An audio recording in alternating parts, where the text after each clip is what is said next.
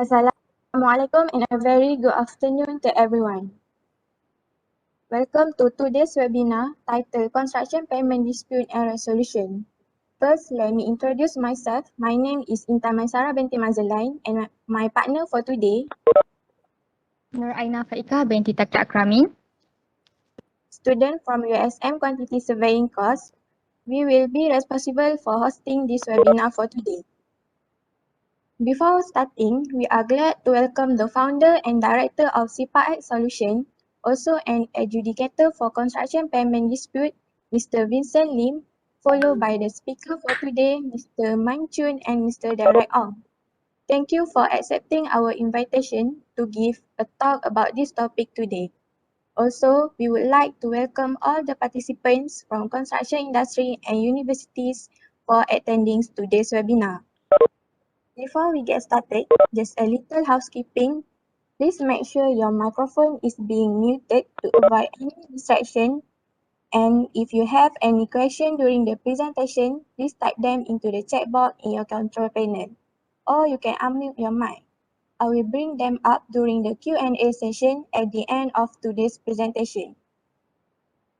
For today's webinar, we are honored to invite the speakers, Mr. Derek Ong, Sales and Marketing Manager, and Mr. Man Chun, Sales Executive of CIPAAct Solution, to share with all of us about the topic of construction payment dispute and resolution. Now, without further ado, let us welcome our speaker, Mr. Man Chun and Mr. Derek Ong, to present the webinar topic for today. Please welcome. Hi everyone, I'm Man Chun here. Before I start, just a simple check.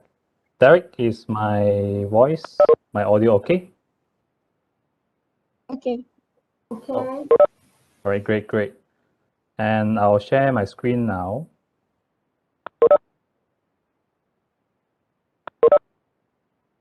All right, can you guys view my slide without any issue? Yeah, I can see. All right, great.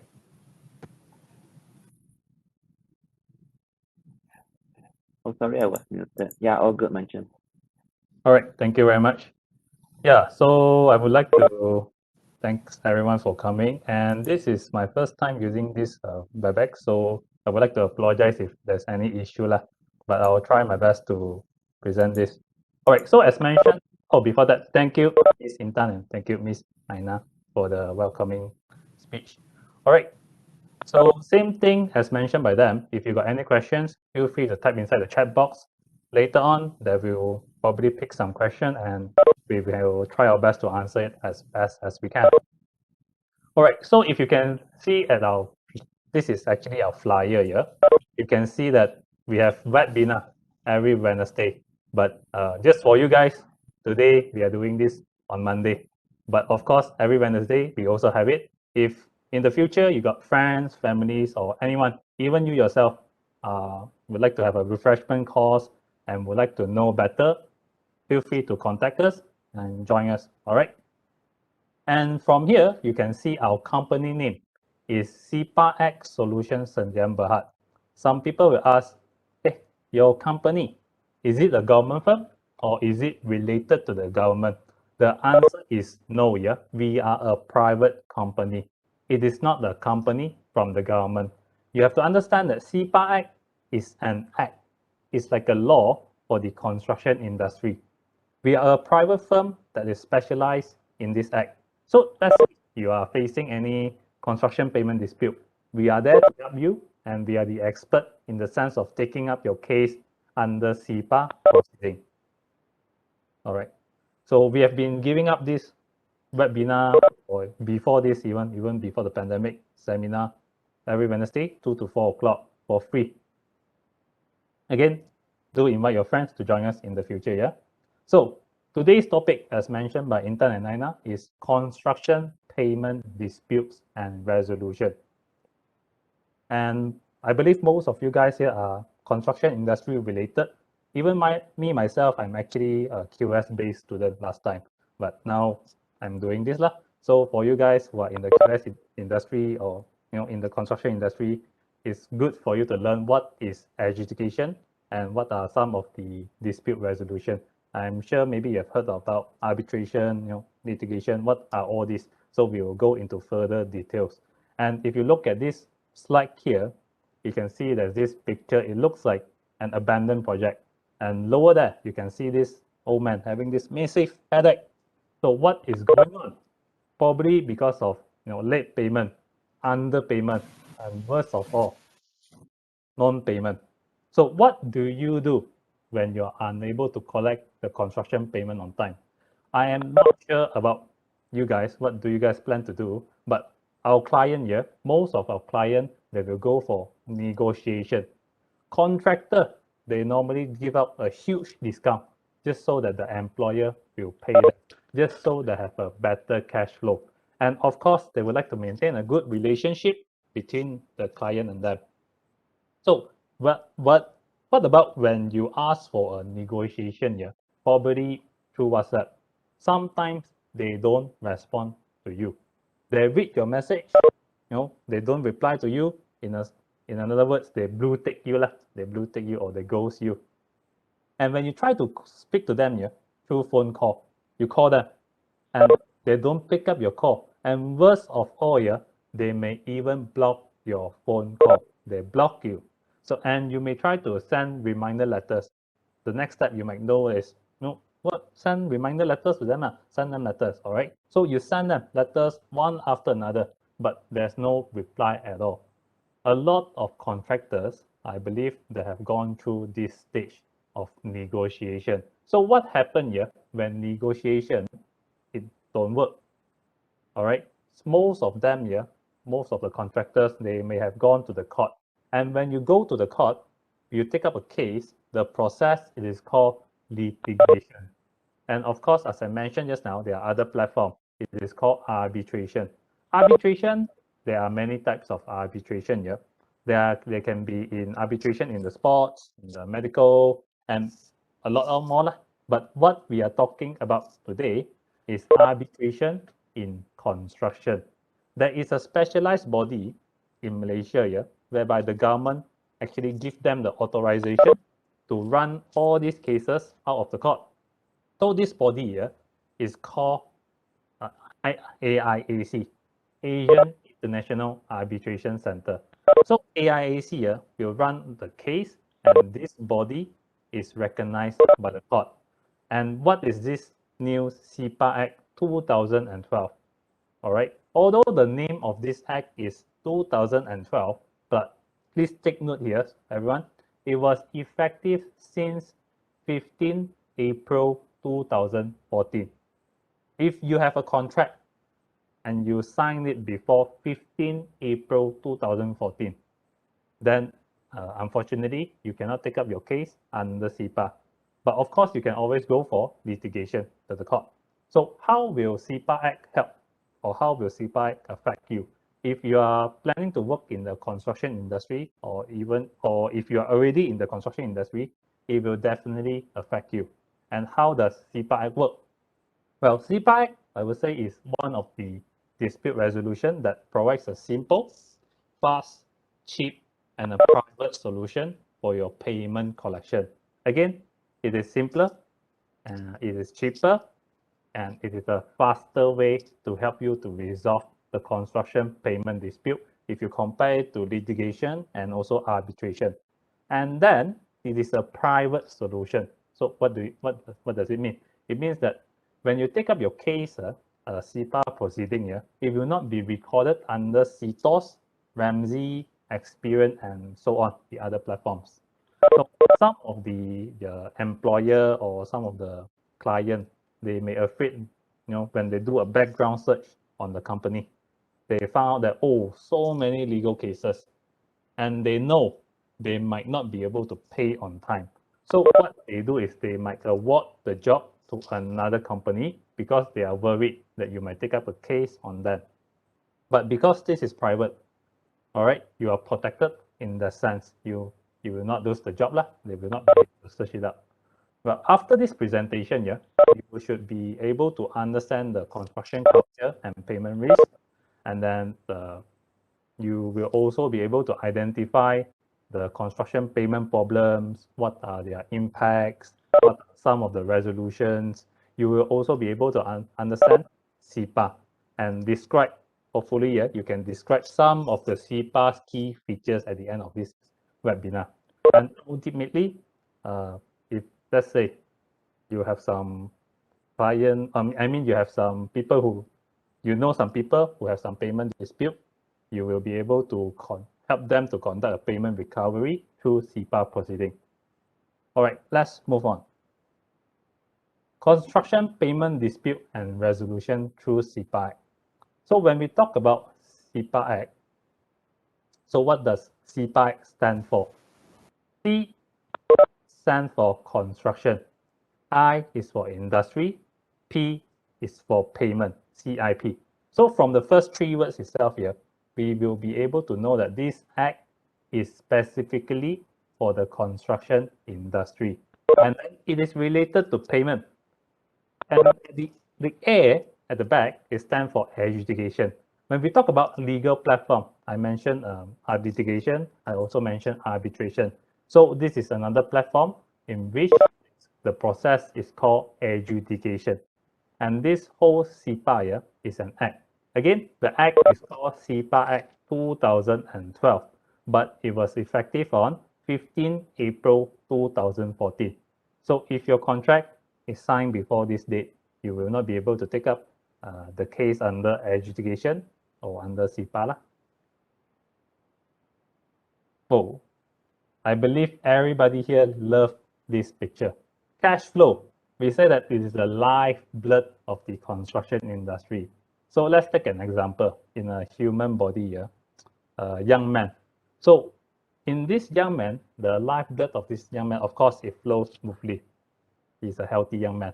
But what happened here if sometimes there's blood, sometimes the flow, sometimes there's flow, sometimes there's no flow. The blood go on and off. So what will happen to this young man? Of course, this young man will fall sick. And same goes for the construction industry. If in the construction industry, your project, sometimes there's payment, sometimes there's no payment, it goes on and off. The project will definitely fall sick as well. So CIPAAct is drafted here so that the cash flow flows smoothly from all the way top here to all the way down. You can see in this hierarchy here, from the owner or developer to the main con, to the subcon, to the subcon, and so on. So let's say if there's a clause here that stops the cash flow, for example, a back-to-back payment. So what is this back-to-back payment? Let me further explain a bit. A back-to-back payment clause is something like, let's say you're the subcon, and the main con give you this contract. The main con write to you back-to-back, meaning to say they have to receive payment from the developer, then they will only pay you. So it's back-to-back, meaning to say if one day they didn't receive payment from above, they don't have to pay you. So this is so-called back-to-back lah. And if you sign a back-to-back contract here, under CIPA, it will be removed because CIPA says that no conditional payment. The cash flow must flow smoothly. What happens if there's a missing clause that stops the cash flow? For example, a missing payment term. Then when is your payment term? How long is your payment term will be? When there's a missing payment term here or a missing clause that stops the cash flow, CIPAAct will insert in it. CIPAAct says that if there is no payment term, payment parties contract, then it will be default to a 30 days payment term. So these clauses here are so that the cash flow flows smoothly from the top to the bottom. CIPAAct is to recover cash flow. We say that the lower you are in this hierarchy, the higher the payment risk. Why? Imagine if the developer, he doesn't make payment to the main con. Do you think the main con will make payment to the subcon? And then the subcon will make payment to the subcon or supplier and so on? Most of the time, they don't. Some contractors, they will tell their supplier to, please hold on. I'm still waiting for payment from above. Please, tahan a bit more lah. All right. So although your contract is not back to back, but habitually in this industry, in the construction industry, we practice a back-to-back payment term. We call this the knock-on effect. If anyone is affected, it will definitely knock down the lower layer. And what are the impacts of payment problems? To the construction industry, of course, it will affect your cash flow. When your cash flow is affected, then what will you do? You will try to delay the delivery of materials. You will try to delay the payment of your labor wages. This is all of this here, just so that you can give some pressure to the client. Sometimes you may say that, the client will usually say this, you don't pay me, I will stop or I will delay the works. And in a sense, the client are trying to give them, the contractors are trying to give them pressure to give to the one above pressure. Imagine if all of these subcons here and the suppliers, they also do this thing. What will happen to the construction industry? The construction will definitely suffer, and it will of course affect the profit and loss. Worst of all here, let's say the supplier of the subcon take legal action against them.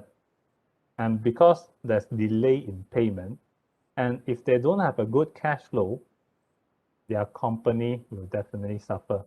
This is the construction industry because of the payment problems. What about general public? What does it think? What are the impact to the general public? To the general public here, let's say a young man, let's take me for example. Simple. I just got married. All right. I decided to buy a condominium. And the construction of this condominium is delayed because of all these payment problems. So I've already taken up a loan from the bank. Every month I have to service my loan to the bank. And at the same time, I got no place to stay. And I have to rent another place to stay. So every month I have to pay money to both sides. Thus, the general public is also affected by these payment problems. The government actually saw all these issues here, and they say that payment dispute must be resolved through a quicker, cheaper, and a legal binding mechanism. And that is how CIPAAct came about. All right, to move on, understanding CIPA. So how does CIPAAct define payment? Payment here means an amount payable for work done or services rendered under the express terms of a construction contract. Everyone, please remember the blue word here, work done. As long as you have your work done, you have done your work, so by all means, prove your work done.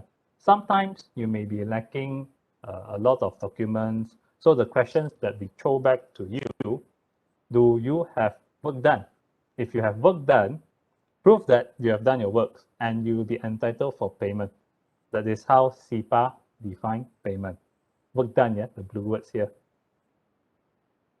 And before we go through what CIPAAct applies to, all right, let's go through on what CIPAAct doesn't apply to. What are the non-application and limitation of CIPA? Non-application number one, a contract entered by a natural person. So what is this natural person? Natural person means an individual. Let's say, again, let's take me for an example, easy, Mansun. So I'm not a sole proprietor, I'm not a Sendian Berhad. And let's say you and me, we enter a contract here. Then the contract is, let's say I want to build a two-story bungalow here.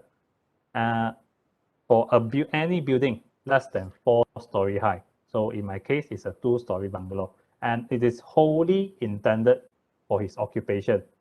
So the contract with me, I intend for my own retirement purpose, all right, for my own stay one. So if you have done the work and I don't pay you, you cannot take CIPA against me. CIPA is against business, all right? It is not against individual.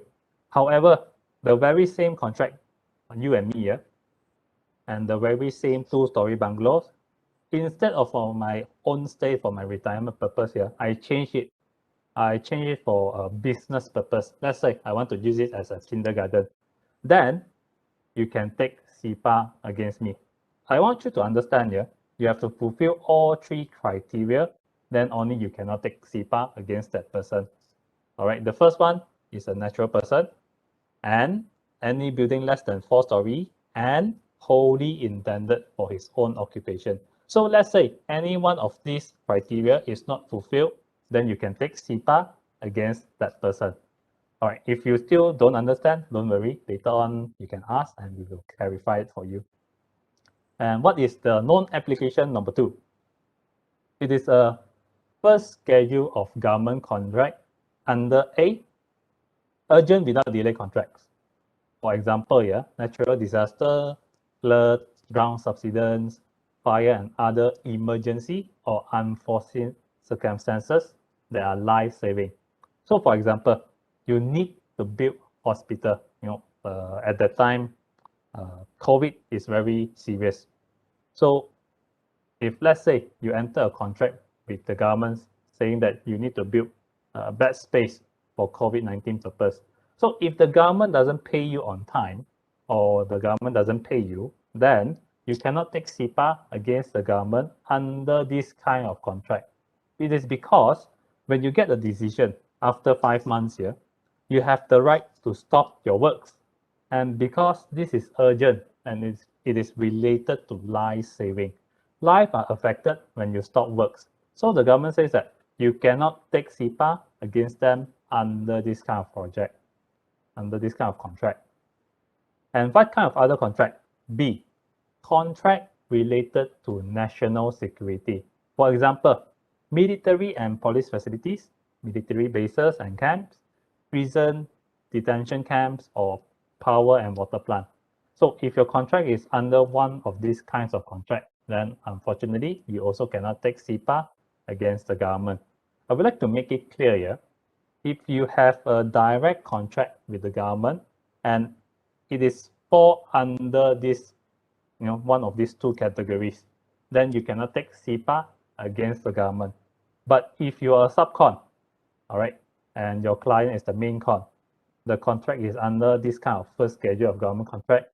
But because your contract is a private contract, then you can take CIPA against your client.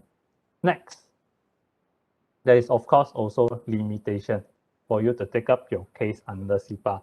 It says that one project or one letter of award here or POs of one project has to be taken as one CIPA case.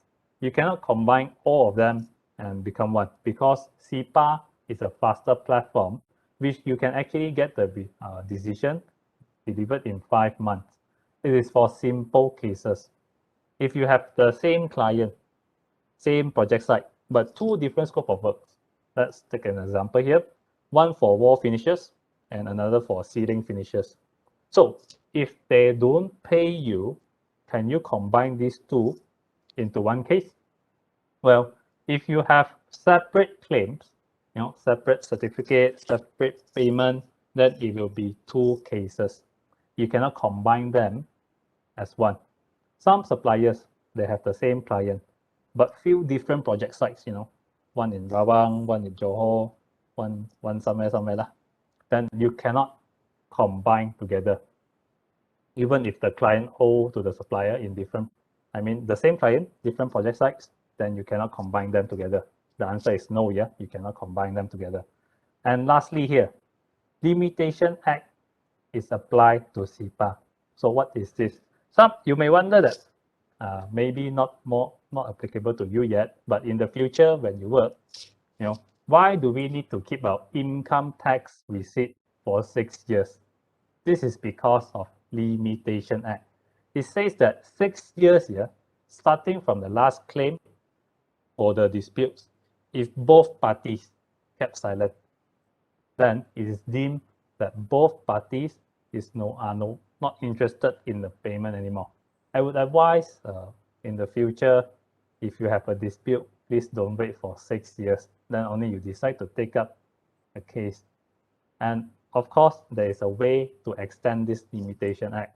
The first method is extend through written acknowledgement of debt. So it has to be written. They have to write to you saying that they acknowledge they owe you money. So let's take an example here. Yeah, if you write an email to your future client, dear future client, you still owe me 100,000. Please make payment soon. And if they reply to you, hi, I don't owe you 100,000. I only owe you 10,000. So they actually acknowledge something. The amount doesn't matter as long as they write back to you and they acknowledge they owe you something. But what about the same email you write to them, but they reply it in such a way? Sorry, I don't owe you a single cent. Then, sorry to say, they didn't acknowledge. Yes, they have written back to you, but they did not acknowledge any debt to you. All right. And what else? So yeah, I think that's it. I hope this is clear here. But of course, there is another way to extend this Limitation Act. What is it? It is to receive partial payment. What does it mean, receiving partial payment? It means that your client, your future client, maybe, he acknowledged he owed you money, and then he is taking the next step, the next level, which is to make partial payment to you. So by receiving this partial payment, from that date itself, it will be automatically extended to another 6 years. So this is the method to extend the Limitation Act. So now, what CIPAAct applies to? All right, CIPAAct covers all written government and private sector construction contracts. What kind of construction contracts? Well, the answer is all the construction works as defined in CIPAAct 520. Procurement of construction material and equipment, and if you are a supplier, hire or rental of construction equipment and labor suppliers, and wholly or partially within the territory of Malaysia. So for example, let's say you have some works fabricated in Malaysia, and then you send them all the way to Vietnam to install. It is also covered under CIPA. Other than that, consultancies or services contract, it is also covered. For example, planning and feasibility study, architecture work, engineering, surveying, exterior interior design, landscaping, project management are also covered. We even have clients ask us, what about cleaning services for the construction site? Are they covered? What do you think? Well, the answer is yes, they are also covered. If they don't get paid, they can take CIPA against their client. All right. So now let's move to the key features of CIPA. The first one here is a prohibition of conditional payment.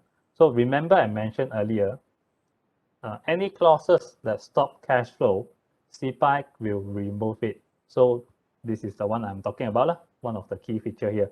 It prohibits the conditional payment. It says that no back-to-back payment because stop the cash flow. They cannot say that, hey, I pay you, when they get paid. And if you are working in the main con, office, then the developer cannot say to you that, they pay you after the bank released money to them. All right, I hope this is clear, the first key feature. We have 6 key features here, so I hope you guys can remember these 6. And second one, there is a simplified payment procedures for the construction works. It says that there is no payment term stated in your contract, then it is 30 days term by default. You can commence a CIPA proceeding after the expiry of these 30 days.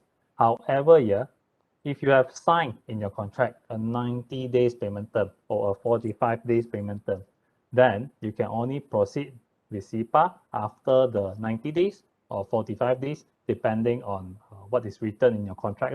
If it's written 60, then it will be 60. You have to wait for the payment term to be due. Only in cases whereby it is not written, then by default, it will be 30 days. Third key feature here we have, there is an established adjudication mechanism. It is simpler, it is faster, as there are only 95 working days. So it is about 5 months. Because it is faster, it will be cheaper. And it is an open right for you to take up a case under CIPA adjudication. So what is this open right here? Let me show a scenario here, and maybe you can take a guess yourself. Let's say if you have signed a unique contract, there's a clause like this here. If there's a dispute arising from this contract, you cannot take CIPA, you cannot use CIPA, we shall not use CIPA. All right. So you have signed it. Your client also signed it. Both of you sign it. And later on, this contract, this project here, really got payment disputes. Then how? You have already signed, cannot take up CIPA, and got payment problem. You want to take up CIPA. So what do you think? Still can take CIPA or not? I think we have a lot of QS students here today. Maybe I can get some answer from you guys.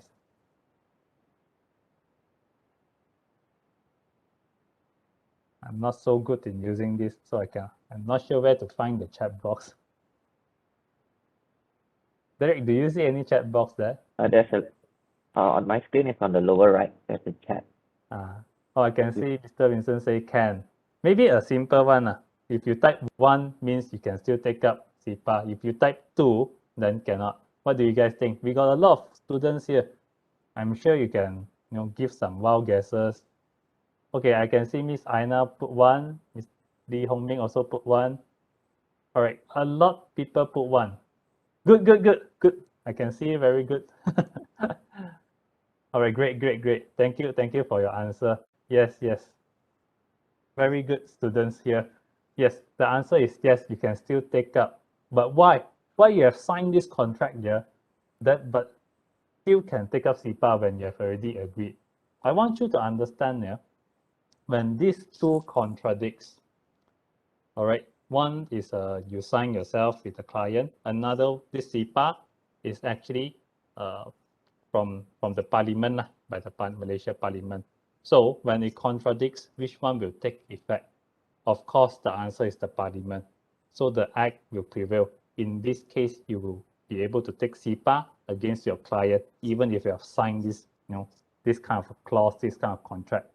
And it is supported by High Court to recover your cash flow, which you can register the adjudication decision, the CIPA decision, as a High Court judgment.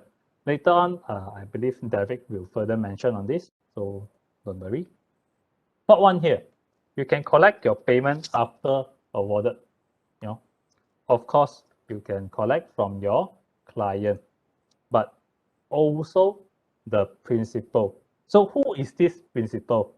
Okay, don't misunderstand or the principal doesn't mean your, the guru besar, not that kind of principal. Yeah, principal, who is it? Principal is your client's client. So for a simple example here, let's say you are the subcon, your client is the main con, and your client's client is usually the developer or JKR, depending on what kind of project you are working for. So if your client is stubborn, you can don't want to pay you, then you can write to the principal to request for payment as stated in your CIPA decision. So what happens if your client don't want to pay you and your principal also don't want to pay you? Then you can register up your case as a High Court order to win up both company or do some other enforcement. You can take action against both of them. Before that, I will also want to mention that your principal here has to provided that they still owe your client money.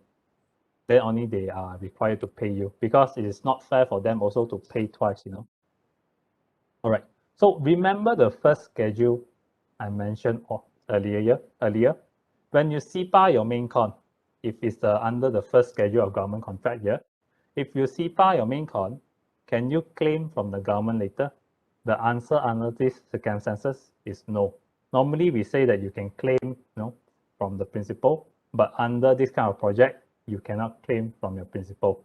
I hope this part you are clear. The fifth one, it is private and confidential. It says that all matters related to adjudication are confidential in accordance with the Act and regulation. So everything under CIPA is confidential. If it's not recorded under CITOR, Ramsey, Experian, or if people do a company background search, they won't be able to see how many cases you have taken under CIPA. But maybe in fact, you have taken up a lot of cases under CIPA, but it will not be shown. So this one will protect you. And last key feature here we have is Evidence Act does not apply. The Evidence Act 1950, Act 56, shall not apply to adjudication proceedings under this Act. This means here, the adjudicator is the judge for CIPA, adjudication, all right? He can make his decision based on his expertise. He has the power to do so. Later on, Derek will also further go into what is this Evidence Act 1950, so you can understand better. So all these 6 key features are good. We put them in one page. Again, to recap, there's no such thing as back-to-back payment. 30 days payment term if there's no payment term stated. It is an open right and supported by the High Court. You are allowed to claim from the principal.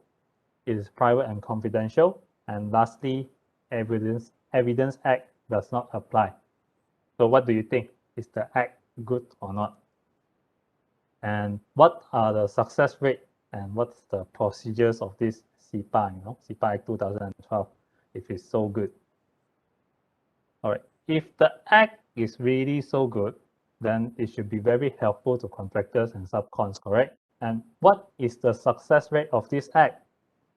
In UK, Australia, and New Zealand, let's take an average here, it is about 96%. It is a very high success rate. You might say that, hey, they are Western countries, come on lah. Asians very cunning, different. They are very gentleman. All right.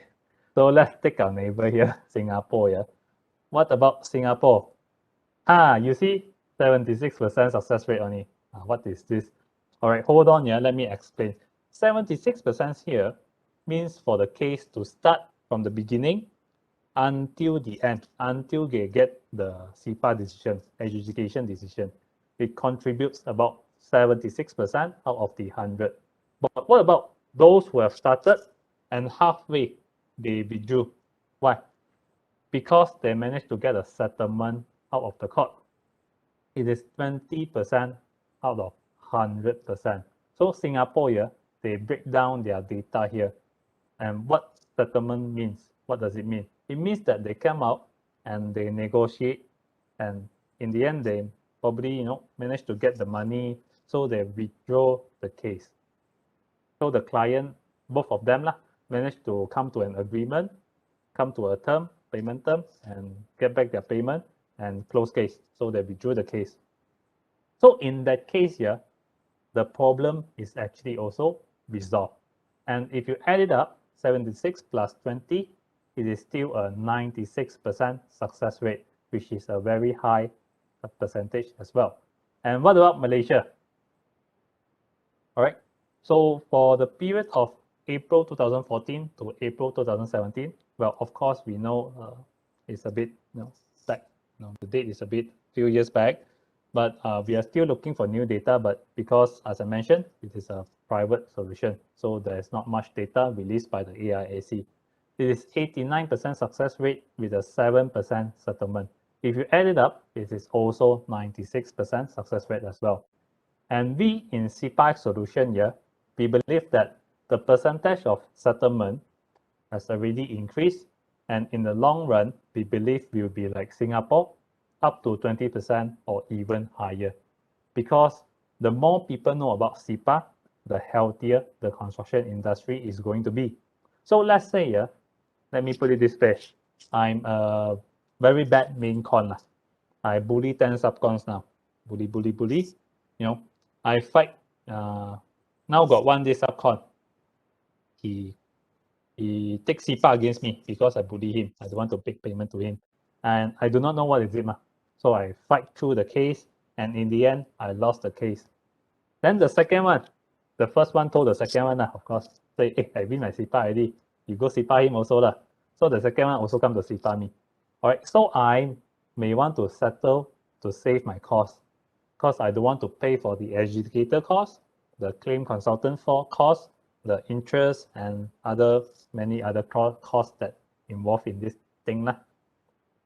All right, that's why I say the more people know about it, the healthier the industry is going to be. And what about our company, CIPAAct Solutions in Berhad? We have actually done more than 100 cases, and our success rate here is 98%. It is actually higher than the construction industry, the Western countries, and even Singapore. And of course, this is not by luck. Our company here is equipped with many expertise. We have consultants, we have engineers, we have 6 QS in our own company, 3 in-house lawyers, 3 panel, insert 4 actually now, 4 panel lawyers that we work together with. And most amazingly is that we have an arbitrator. Arbitrator is a judge for arbitration, and 2 adjudicator. Adjudicator again is a judge for adjudication, CIPA, in our team. So we will filter our client cases. If they have a weak case, we will actually advise them not to proceed, because if they proceed here, it will be more damaging to themselves. We may advise or help them to prepare the documents and to strengthen the case before we proceed with the case. And if they lose the case here, let's say take you as an example. If you engage us, and then if you lose the case here, you will need to pay all the fees. For example, the education fees I've mentioned, the party-to-party fees, the interest, and many more. Again, we will filter through cases before we take up cases, which is why we have a high 98% success rate as well. So what are the procedures under CIPA? And when we say 5 months under CIPA, 95 working days, what happened in the 95 working days? So this is a procedures under CIPA. Well, if you go through under litigation, remember what is litigation? Court. Yeah, if you go to the take up a case under court litigation, the first document that you need to send out, it is called a letter of demand. Whereas under CIPA, the first document that you need to send out is called payment claim. Before this payment claim, do you need to send reminder letters or letter of demand? The answer here is no need. You don't need to. But if you want, of course you can. You can send many times. You can say that you send 3 reminder letters. Only after that, you only take up a CIPA case. So all these reminder letters will become your supporting documents. And what is in your payment claim here? You can see the blue column here. What is it? What is in your payment claim? The payment claim will have your LOA, your progress claim, payment certs, including all the VOs, payment vouchers. After the calculation, the net amount together with the GST will be the amount that the client owe you. All right, all this will be in the payment claim. Of course, it might sound complicated, but don't worry. They just have to engage us, and our QS will run through all this, for them. And of course, we need our client to provide us sufficient information and documents for us to do the preparation as well. So when your client, we take you as an example again. So let's say you have a case, your client don't want to pay you. So you issue out this payment claim to them. Your client, once he receives, he will have 10 working days. All the days here, please take note, are working days. So it means that it doesn't include Saturday, Sunday, and public holiday. They will need to serve a payment response to respond to your payment claim. So in this payment response here, they will try to defend, argue, or they may even keep silent. So what happens if they keep silent? If they don't respond to your payment claim, then it is deemed that they have disputed here the entire amount shown in the payment claim. All right. Please take note that it doesn't mean that they accept here. If they don't reply, they keep silent. It means that they don't agree anything. They dispute everything in your payment claim. And after the expiry of time, you can then proceed to the next step. And after the expiry of 10 days, if there's a dispute, all right, you can send a notice of adjudication to them. The purpose of this notice of adjudication is actually to express because both parties here are unable to resolve the dispute, thus they have to put this dispute here into adjudication. So this is where we also register the case, and we will also provide, propose a few adjudicators. Let's say I propose A, B, and C. But I would say 99% of the time here, the client, your clients, will not agree. They will say that, hey, come on, A, B, C is your people, ma. I don't want, so I want D, E, and F. And of course, this is the part we also will 100% disagree on this D, E, F, because we might worry it will help them as well. So in that case here, we will get AIAC to appoint an adjudicator, and they will need 5 working days, as you can see in this column here, 5 days. So upon the appointment of adjudicator, the adjudicator is now CC, keep in loop in all communication onwards. So now that the adjudicator is involved, previously the first document is called payment claim, but now it will be called as adjudication claim. So whatever they defend in the payment response, we will reply in the adjudication claim. And after a claim, they must respond to us, and it is called adjudication response.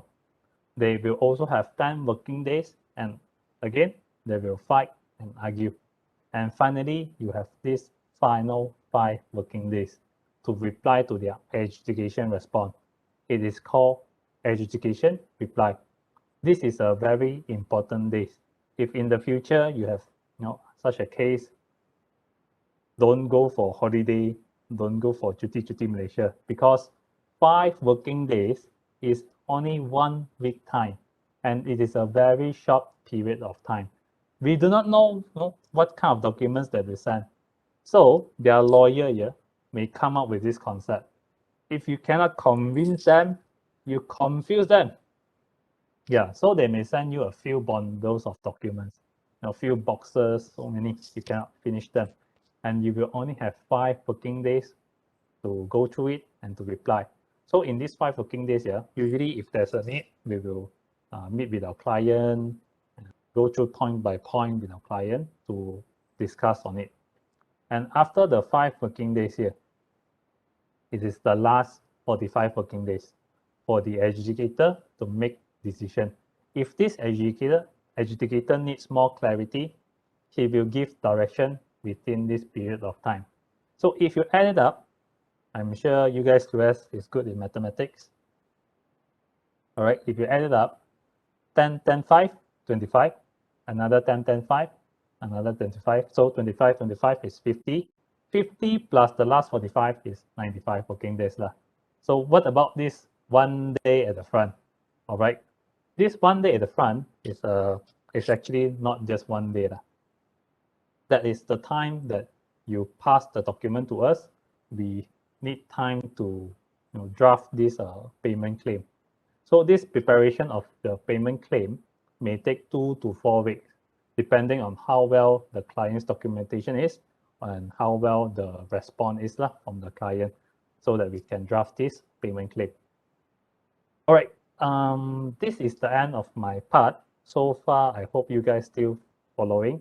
Yeah, usually it's the lecturer that gives me lecture, and this time somehow I be the lecturer. So yeah, so I will pass the time to Derek if there's no issue here. Derek? Right. Thank you, Manchun. No I hope you're all still here with us. Yeah, I see a lot of reactions there. Now, if you're still here, maybe put a thumbs up, put a clap, put a smiley face, laughter, celebration sign, but don't put thumbs down. Yeah, thank you very much for the so much reaction. All right, Manchun, I'll take over the screen. All right. Let's see.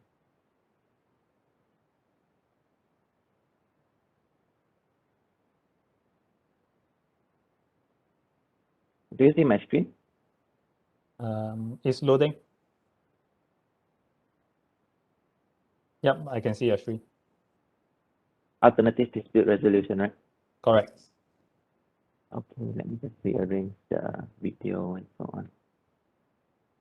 Similar to Manchun, we are both new in this platform, so trying to get used to it, slightly different than Zoom.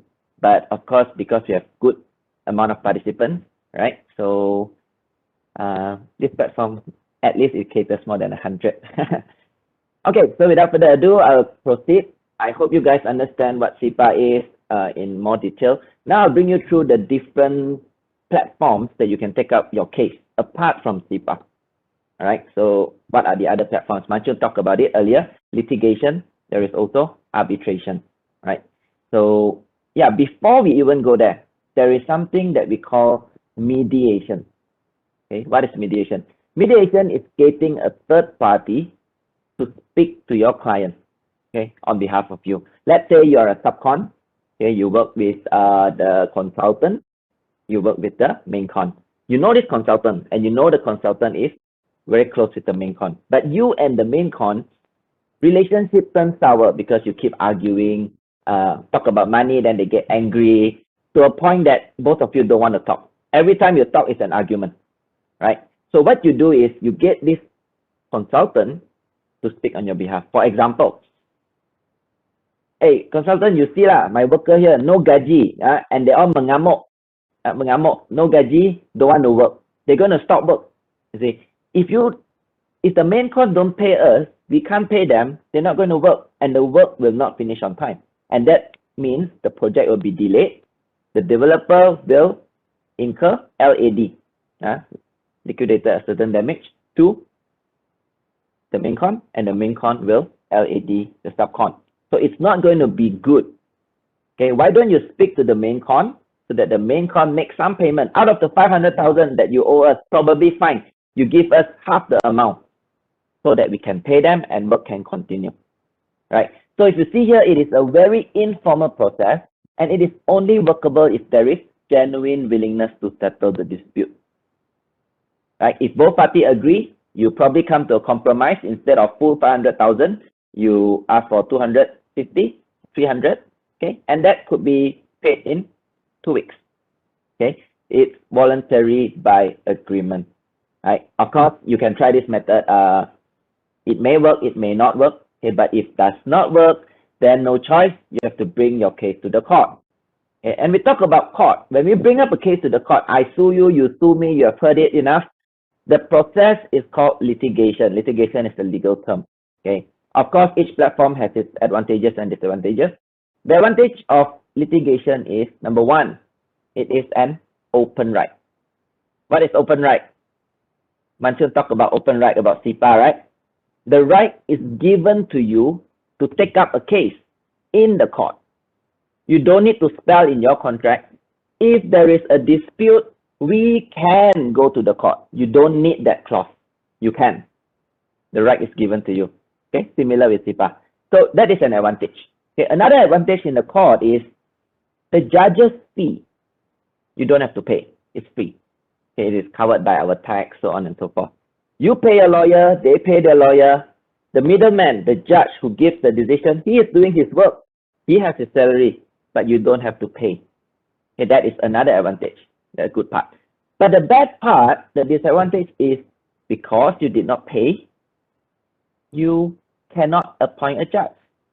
You cannot say, oh, I know this judge who is in the construction industry. He understands the construction industry. As we all know, there are so many cases in the country. There are criminal cases, divorce cases, property, medical, sports, you name it all. Okay, everything is taken to the court. and they do not have enough judges. That is why they authorize AIAC to run cases out of the court. Right. So you may potentially get a judge who is not from the construction industry, who doesn't know the culture, who doesn't know the practices, who doesn't know construction at all. And if that happens, your case may not be fully heard. They don't understand fully, but they still make a decision based on your document. Right? So that may be a disadvantage. Sometimes you may think, oh, I've done my work, I have pictures, I have this document, that document, but ended up, you lose the case. Later, I'll bring you through an example. Okay, that's what I will need you to participate a little bit. Then what else is this disadvantage? You can see here, at least 1 to 4 years. Okay, 1 to 4 years. It's a very long period of time. How many of you have probably family members, relatives, or partners, bosses that have taken up a litigation case? How long did it take? I'm sure it's long. At least 10 months. Court is very busy. Okay, during MCO, even worse, it postponed. It can even go up to 9 years. Complicated cases. Right? How does the court work?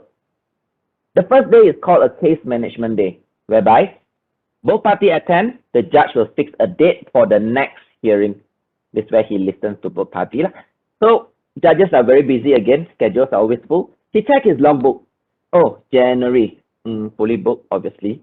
February, oh, Chinese New Year holiday. Let's do it middle of March. So when we do middle of March, of course, you and your lawyer all well prepared, ready to fight your case. Ready.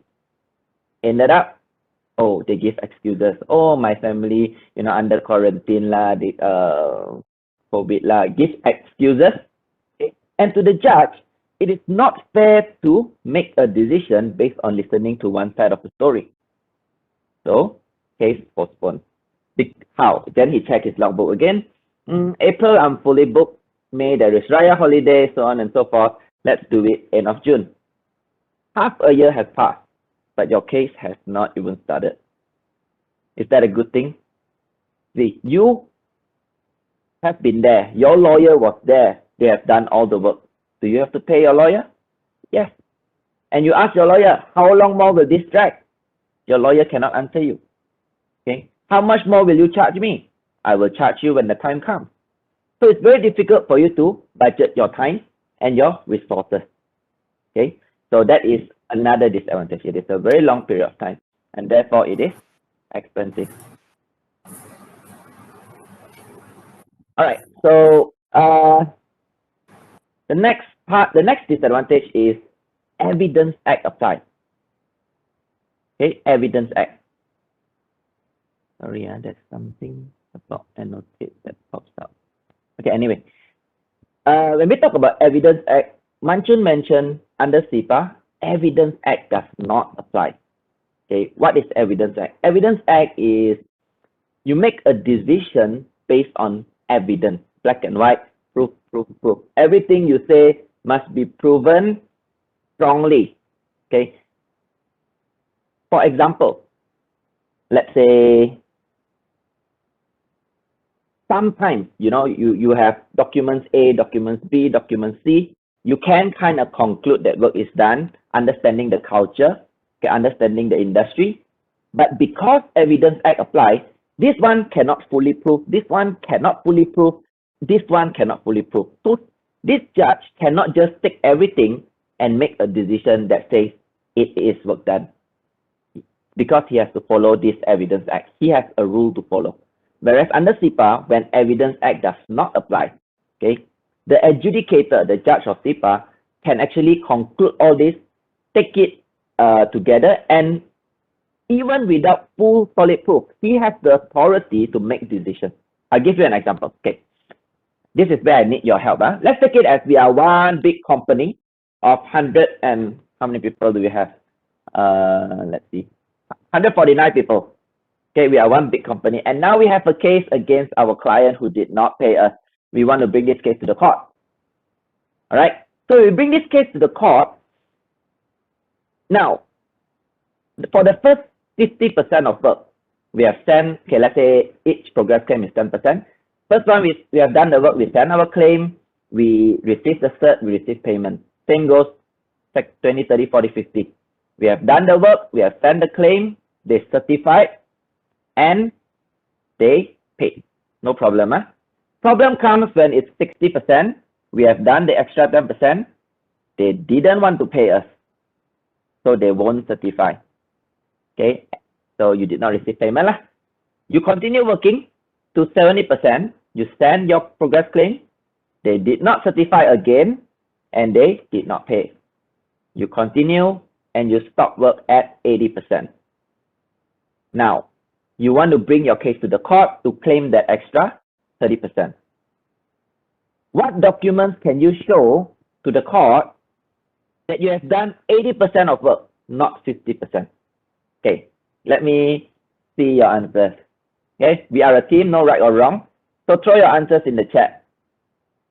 How do I enlarge this? It's very different than audience view.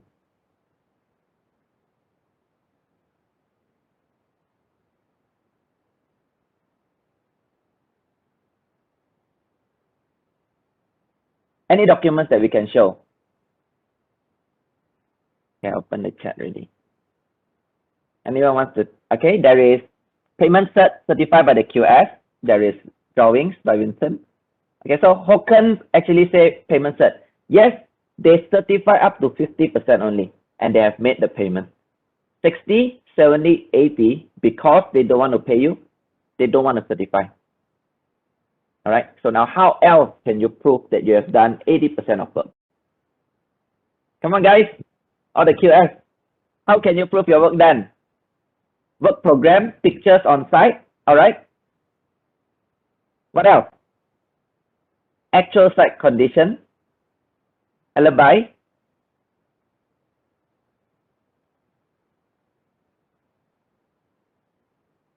report on site. Okay, let's take these few documents. Let's say what we have. Pictures, okay, site diary, okay. Pictures and basically the actual site condition, work program can't really prove work done, okay, but it shows you what needs to be done. Report on site, actual site condition, site diary, basically it's like a site report lah. Okay, material on site. Yes, if you have delivered, you have a DO. DO means delivery order, right? Then yes, you can prove your work done. Let's bring all these documents. Thank you for your answers. Very good, very participative. Okay, so photos you bring to the court. Then what else you have? We have site report. Okay, probably with signature, but possibly no company stamp because they are on site. Okay, they don't carry the company stamp with them.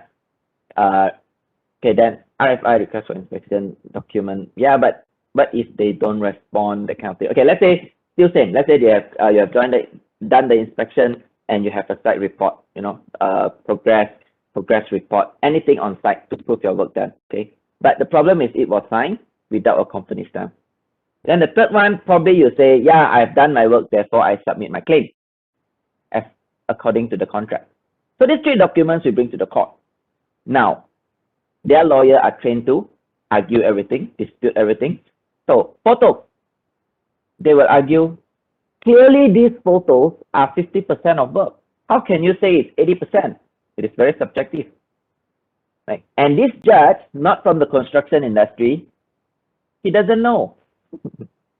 Right? He doesn't know. He can't really say from these pictures it is 80% of work done. Okay, that's one. Then number two, you have site report, and yes, just the signature of the supervisor or the person in charge, project manager, but there is no company stamp. Then they will argue, who is this guy that signed this document? It is not our people. You simply get, you know, someone who is not authorized, or possibly it's your own signature. So it is not valid as well. They argue, right? The third one, you send your claim. We argue that we have done our work, therefore we submit our claim. Their argument is, that is the right procedure, but these guys never do the work, yet they submit their claim. Therefore, the consultant did not certify. They certify up to 50% only. So this judge, not from the construction industry, and because Evidence Act applies, right? Can photos really prove 80%? It is subjective. site report, it is true, there is signature, but there's no company stamp, right? Claim was sent, but they claim that it is not certified. To the judge, a consultant is an independent third party that certifies the work, right? He is of authority, he has his license, and he did not certify up to 80%. He only certified up to 50%. So this judge listens to the consultant of the highest authority and is comfortable awarding only 50%.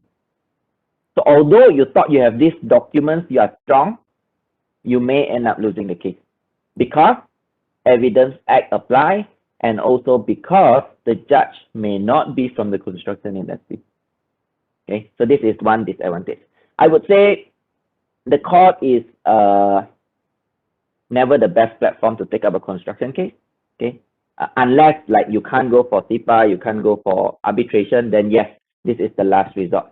Okay, but if not, I would say litigation is never the best platform, right? Because of Evidence Act. All right, so that is the court. Then apart from the court, what else can you do? I see some questions there on the chat, but probably we'll leave it to Q&A later, yeah? Probably the host or what can compile the questions later. Okay, let's move on to arbitration.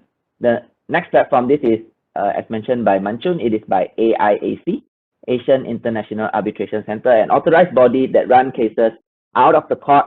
So they started with arbitration, and CPA is also under AIAC. So arbitration, also there are many types. Now we're talking about construction arbitration. The advantage is you can appoint a judge. Okay, the judge of arbitration is called an arbitrator. This arbitrator has dual expertise. He's good in two expertise. One is it could be a technical expertise, like it could be a geotech specialist. It could be QS, an architect. He's good in his industry, and he also knows law. So he has dual expertise. He will definitely understand your case. Okay, he will definitely be able to make very good decisions. Okay. However, because he is so good, he can understand everything very well, make good decisions. The bad part is his fees is not cheap. Okay, his fees is not cheap. So when the fees is not cheap, let's say your dispute is 200,000. They did not pay you 200,000. Okay, are you willing to spend 150,000 to fight that for that 200,000? Possibly not. Right? It is too expensive, not worth spending that huge amount of money. One hearing from an arbitrator could go up to 20,000. Right? So that could be one issue, expensive.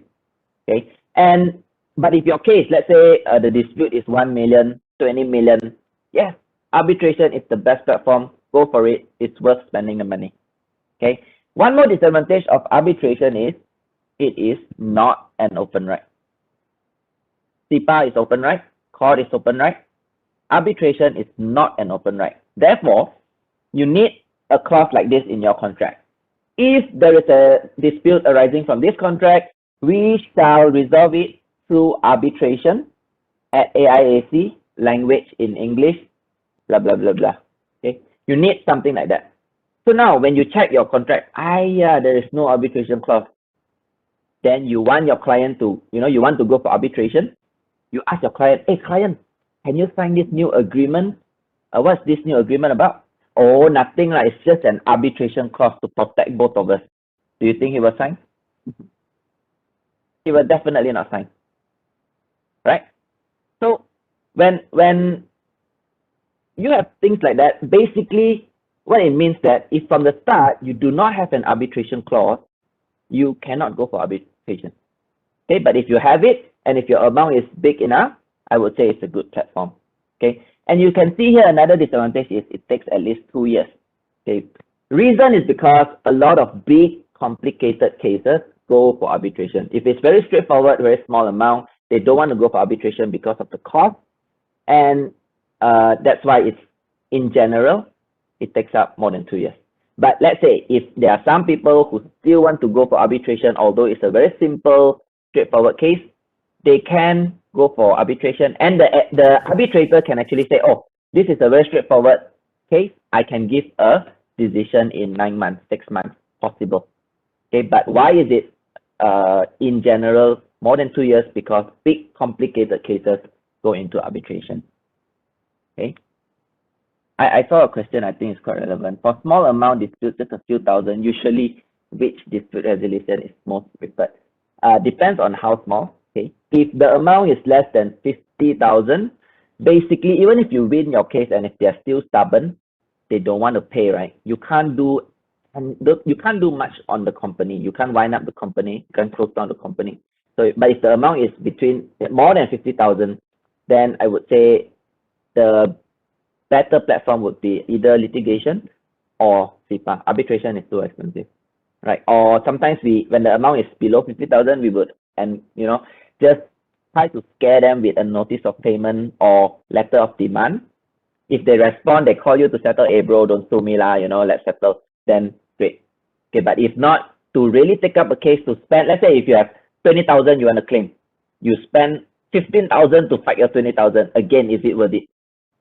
In the end, you get nothing also, right? Oh, there's shadow on my screen.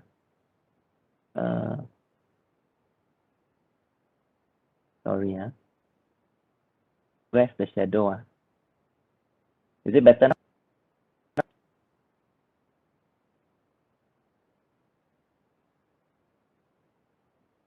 I think the shadow is your chat I box. closed the chat box already. Is it still there? No? It's not there anymore. Wait, let's say still learning how to use this. Or is this the video?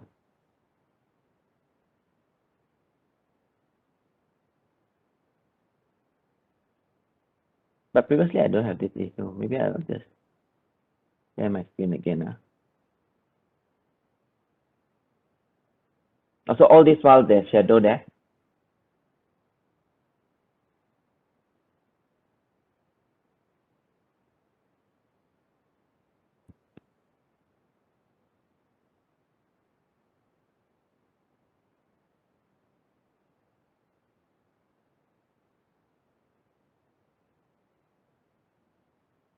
Now? One moment, it's loading. Yeah, No more shadow. No shadow. Okay, so sorry for that. Okay, so basically that if it's too small, we might just advise the client to either give huge discount, try to close the case, or try to scare them with notice of payment. Okay, I think I will not open the chat box. I'm just afraid that it will have some boxes blocking the view and so on and so forth. So I'll just quickly finish this, then we run to Q&A. I like this crowd because we have a lot of questions.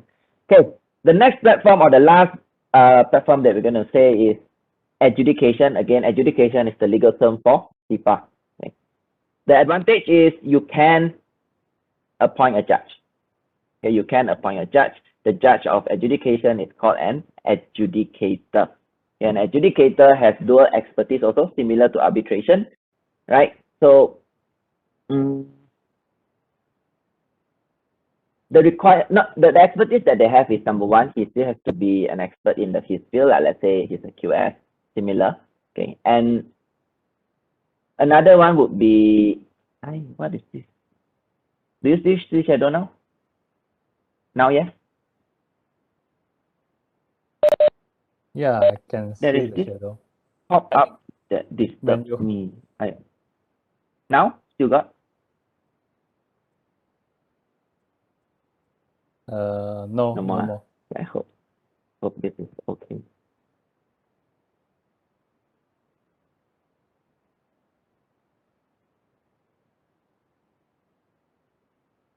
Now? Yeah, it's okay. So sorry. Where was I? Okay, they have dual expertise. Okay, the first one is they must be an expert in the field, let's say a QS, an architect, geotech specialist, engineer. Okay, and the next expertise is they must study the Act, CIPAAct itself, okay, and pass through an exam. Okay, exam. So in order to be an adjudicator, after passing the exam, they must be at least 7 years in the industry, let's say in their expertise, let's say in the QS, 7 years to be competent, right? So not easy to pass. Of course, I think there are some of you may be interested on how to be an adjudicator. Later, we can invite Mr. Vincent, who is an adjudicator, the founder of CIPAAct Solutions, to tell you how to be an adjudicator, right? So an adjudicator understands the industry. They are at least 7 years. They know the industry. They know the norms, the practice, how the main con bully the subcon. They don't want to pay. They back charge them. So your case will also be fully heard. Okay, it is also an open right. Open right, good thing. Okay, we already explained a few times. Then, because they fixed the timeline to 5 months, okay, Manchin went through the 95 working days. 5 months, it is definitely cheaper. You can budget for this 5 months of work, how much the lawyer can charge you. The lawyer can already plan how much work needs to be done, and it will not drag further. So because it's faster, it's cheaper. Okay, and only under CIPA you can claim from the principal. You are the subcon. You work with the main con. Okay. For litigation and arbitration, you can only take action against the main con. One level. Okay. But you cannot take against the developer, who is the principal. Right? You and the principal, you have no contractual relationship. By contract, you have no relationship. So what you do is you take up a case against the main con, and that's all. That's all you can. But CIPA, only under CIPA allows you to go one level higher towards the principal. Okay, so you win your main con, you claim from the principal. Provided if the principal still owes your client money, then they must pay you. They must pay you. Right. So this is one very good features of CIPA that all other platforms don't have. Why they allow that is because most of the time, why does your client not pay you? They have not received money. They understand the industry, so that is why they allow it. All right. And yes, let's use back the same example. When Evidence Act does not apply, I think I read something just glanced through. Is it a good thing? Okay, when Evidence Act does not apply, it is a good thing. Why? Because the adjudicator is given the authority to make decisions based on his expertise, based on his knowledge, his experiences. Okay, so let's use back the very same example. 50% of work done, paid, certified, no problem. 60, 70, 80, done the work, send the claim. They don't want to pay, therefore they don't certify. We have the 3 same documents, pictures, site report, okay, with signature, without a company stamp, and you have your claim. They use the very same argument. Pictures can't prove 50%. Pictures can't prove 80%. Clearly, it's 50%. Very subjective.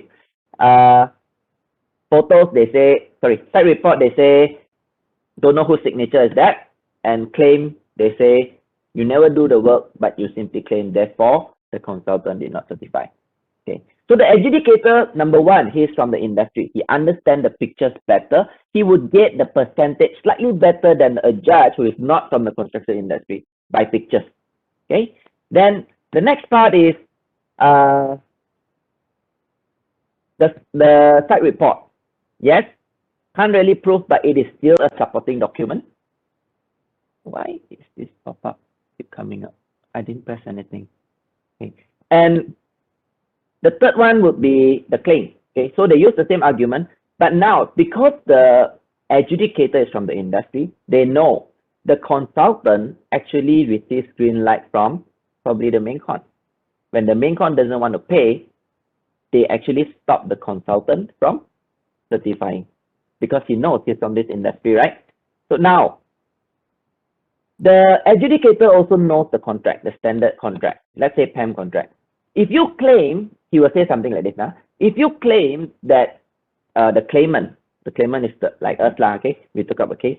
If you claim that the claimant simply send their claim, okay, and they didn't do the work, isn't it written in your contract that you must certify within 21 days from the claim, right? If yes, then you should certify them 0% for that claim. Okay, but in this case, you totally ignore. This means you have failed, neglected, or refused to do your work. Okay? So he has the authority to certify on behalf. this adjudicator has the authority to go to site to have a look if he wants to. Okay, but also based on documents, he can already make a decision and he can certify on behalf. And if that happens, the main con has to pay. In other words, you have won your case. Right? So you see, when Evidence Act does not apply, the judge, the adjudicator, is given more liberty to make decisions. Okay, although sometimes black and white can't really prove strongly, there is still chance to win. So that is why, by far, in my opinion, CIPA is the best platform for construction cases. But of course, CIPA is only for construction. So why bring your case to a platform that fights for every other thing when there is a specialized platform to fight your construction case? Right? And this is the fastest platform. Right? What is the disadvantage of CIPA? If you can see here, litigation and arbitration is, fine and final judgment. Okay? But for CIPA adjudication, it is a temporarily final justice. What does it mean? Is it temporary or is it final? Okay, so if you have won your case under CIPA, they pay you, so case, settle, final. Okay, but if you have won your case, potentially your client is very stubborn. They don't want to pay. Not only that, they bring up the case in the court. They try to appeal. They fight back in the court. Okay. So what happened is, CIPA, because it is 5 months, very fast, very draft, they can't say this decision is final. So what they do is, CIPA is the lowest platform. This pop up again. CIPA is the lowest platform. Any court litigation or arbitration, if there is a decision, it will override CIPA's decision. Okay, then you will question, Derek, in that case, if I win under CIPA, then I lose in the court. In the end, I still lose. Why go for CIPA? I might as well go to the court. But in the court, there are also many different layers. Okay, the lowest court is magistrate court. Any amount less than 100,000, you go to magistrate court. The next level is called section court. Amount less than 1 million, 100,000 to 1 million. Pop up again. And then any amount more than 1 million is high court. Okay. Even in the high court, you have won your case. They are not happy. There is a higher court that is called the Court of Appeal. They can still go there and appeal. Even if they lose at Court of Appeal, they can go to the highest court, which is called the Federal Court. So in law, there's always another platform for you to appeal your case. So regardless, even you are at CIPA, you are in the court, there is always a higher platform to bring up your case to. Okay. But when you win under CIPA, remember Mancun mentioned, CIPA is to recover cash flow, and CIPA is supported by the court. So what you do is when you win, they don't want to pay, you register as a court order, they will try to fight back, this and that. Now, if they want to fight back, it affects your cash flow, correct? When they fight back, you have to defend, right? But because you have won a CIPA decision, let's say 500,000, okay, maybe 300,000, you have certificate, 200,000, there's no certificate, probably VO or back charge, so on and so forth. The court will study the decision and they will make like something like this. They will say something like this. Out of the 500,000, 300,000 is certified. Make the payment first. The 200,000 that is still arguable, park at AIAC or park in the court. Now fight your case in the court. So to your client, they have to pay full 500,000 already. His cash flow is affected. Okay, but you, on the other hand, your cash flow is recovered. But don't take the money and pay the supplier, so on and so forth. Take the money to fight the case. So if you want to drag the case, you have the cash flow. Okay, you have the cash flow. All right. So that is, although it is a disadvantage, but if you put it in the other way around, it still recovers your cash flow and allows you to bring up your case further. Okay, so these are the different platforms. Of course, we would say CIPA is the best platform, specialized for the construction industry. When do you go for litigation? If you're a supplier, okay, if you're a supplier, you have POs, DOs, all stamp and sign, all beautiful. Okay, in the court, there is one procedure called summary judgment. Okay, summary judgment is very fast, very cheap. 2 to 3 months, you could get a judgment. Okay, they get a judgment by all the almost flawless documents. Nothing to argue. Okay, that is the fastest platform for suppliers. Okay, suppliers take up adjudication only when the documents are incomplete. Possibly you have DOs signed but not stamped, that kind of issue. Then you go for arbitration. Sorry, then you go for adjudication. Okay, so we will advise you, don't worry, which platform is the best. We will advise you. If needs to go to the court, yep, we have our panel lawyers ready. Okay, if go for CIPA arbitration, then we can do it. All right. Why CIPAAct solution? Okay, our team, we are more knowledgeable in Construction Act. Okay, we talk about PAM contract, we talk about CIDB, JKR, PWD, IEM, AIAC. Some of you are familiar with all these contracts, right? We already exposed to it. We already seen it enough. A lot of our clients, thousands of inquiries, especially during MCO. Okay, we have studied, we are exposed. But if you look for a non-construction lawyer does everything else, like nasi campur, they do everything. Construction is just one dish, but we specialize in that one dish, right? So if let's say this lawyer doesn't know PAM, Pertubuhan Architect Malaysia, do you think he knows the clauses in PAM contract? Possibly not, right? Only when you bring up your case, then they start understanding, reading the PAM, and do you think they understand the construction terms involved?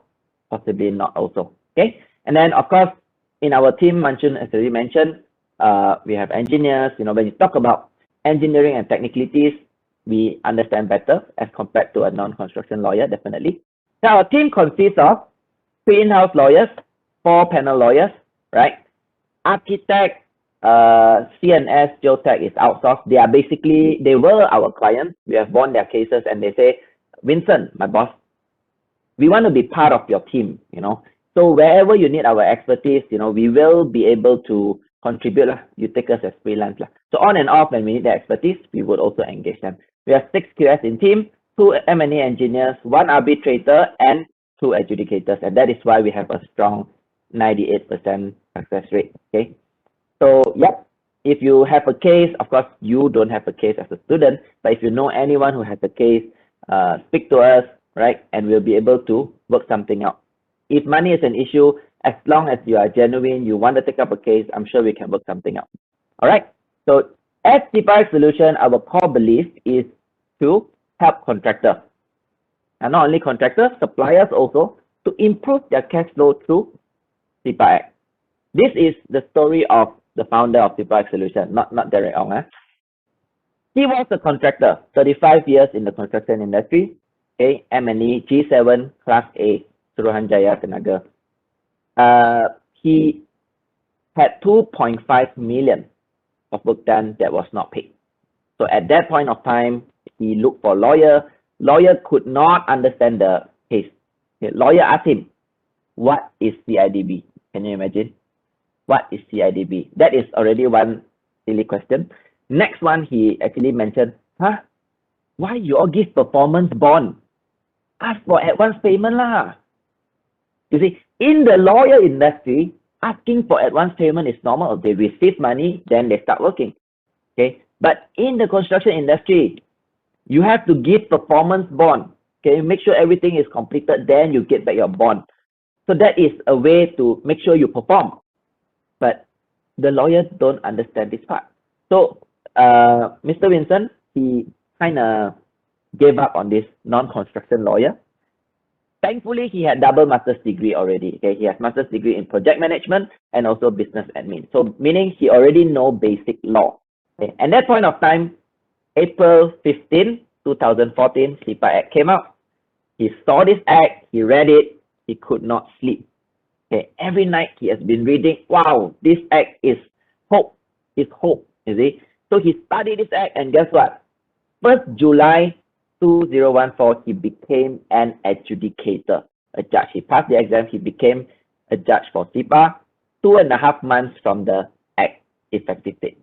So this means he is one of the pioneers of adjudicators in Malaysia. Till today, he has been adjudicating a lot of cases. He comes from a very fair point of view. If you have a case, okay, when you engage us, we come from how judge would look at it. So if your case is weak, we would honestly tell you, sorry, your case is weak. This is supposedly your portion and you did not do. It is clearly in the drawing. Okay. Although both of you overlooked it, although nobody talked about it, it was in the drawing. Okay. So we still think that you have to finish this work.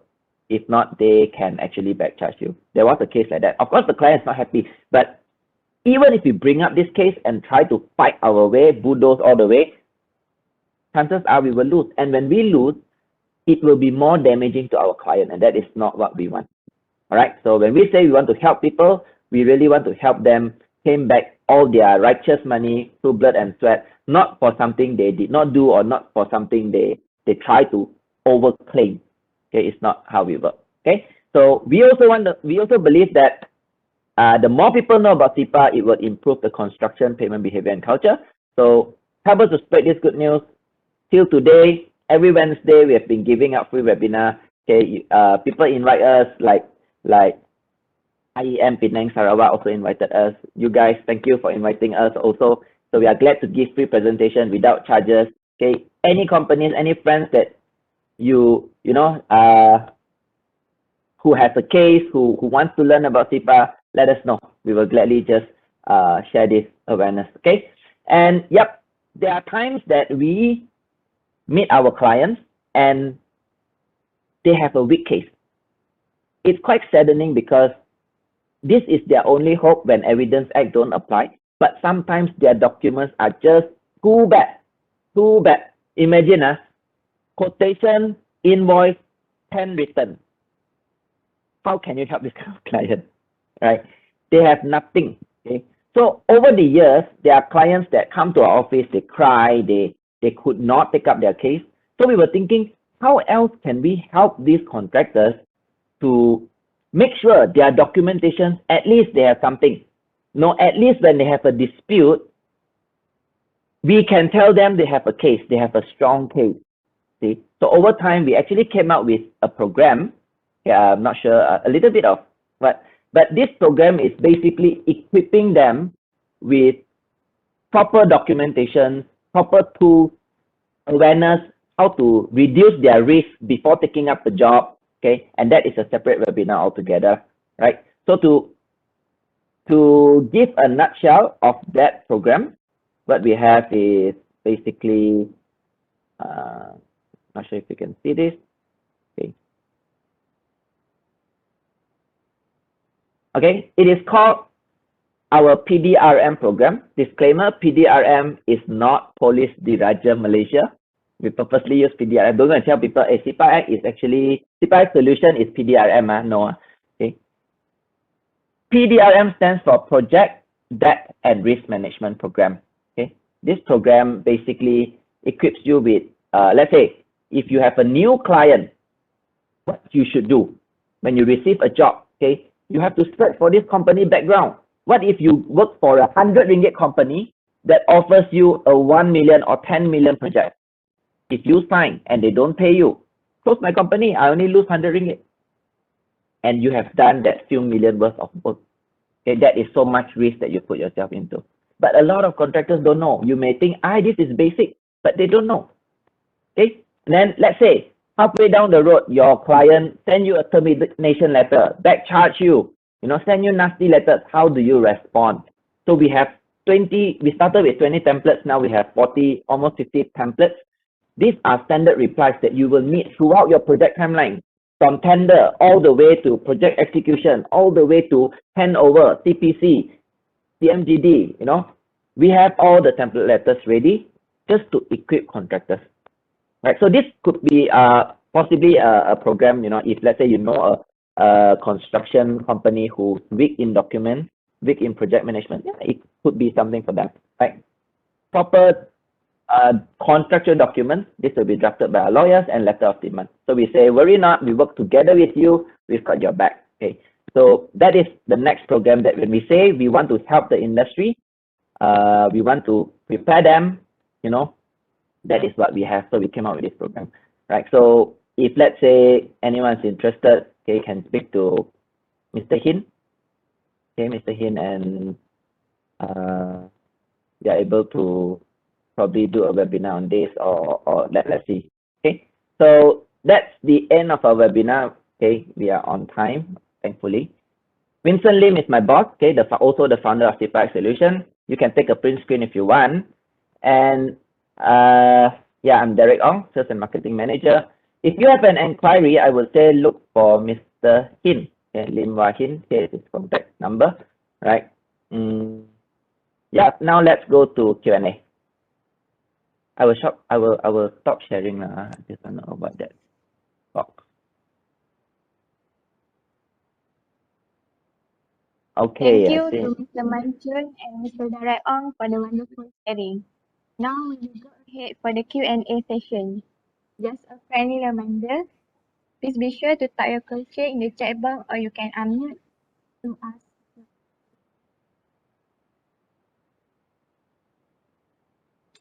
Okay. Everyone, if you have any questions, don't be shy. You can unmute your mic or write in the chat box. I will read it and the speakers will answer the questions. Okay, from the chat box, we can see a lot of questions. Okay. We will start with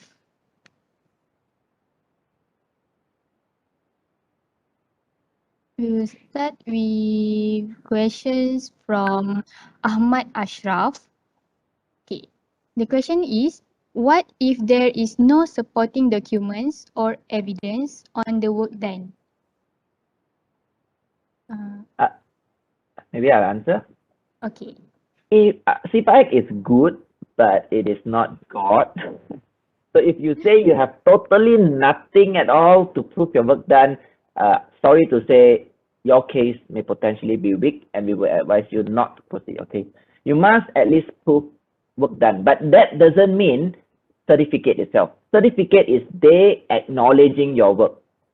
Okay, that is certificate. But sometimes you have done the work, they purposely don't want to acknowledge, because when they acknowledge, they have to pay, right?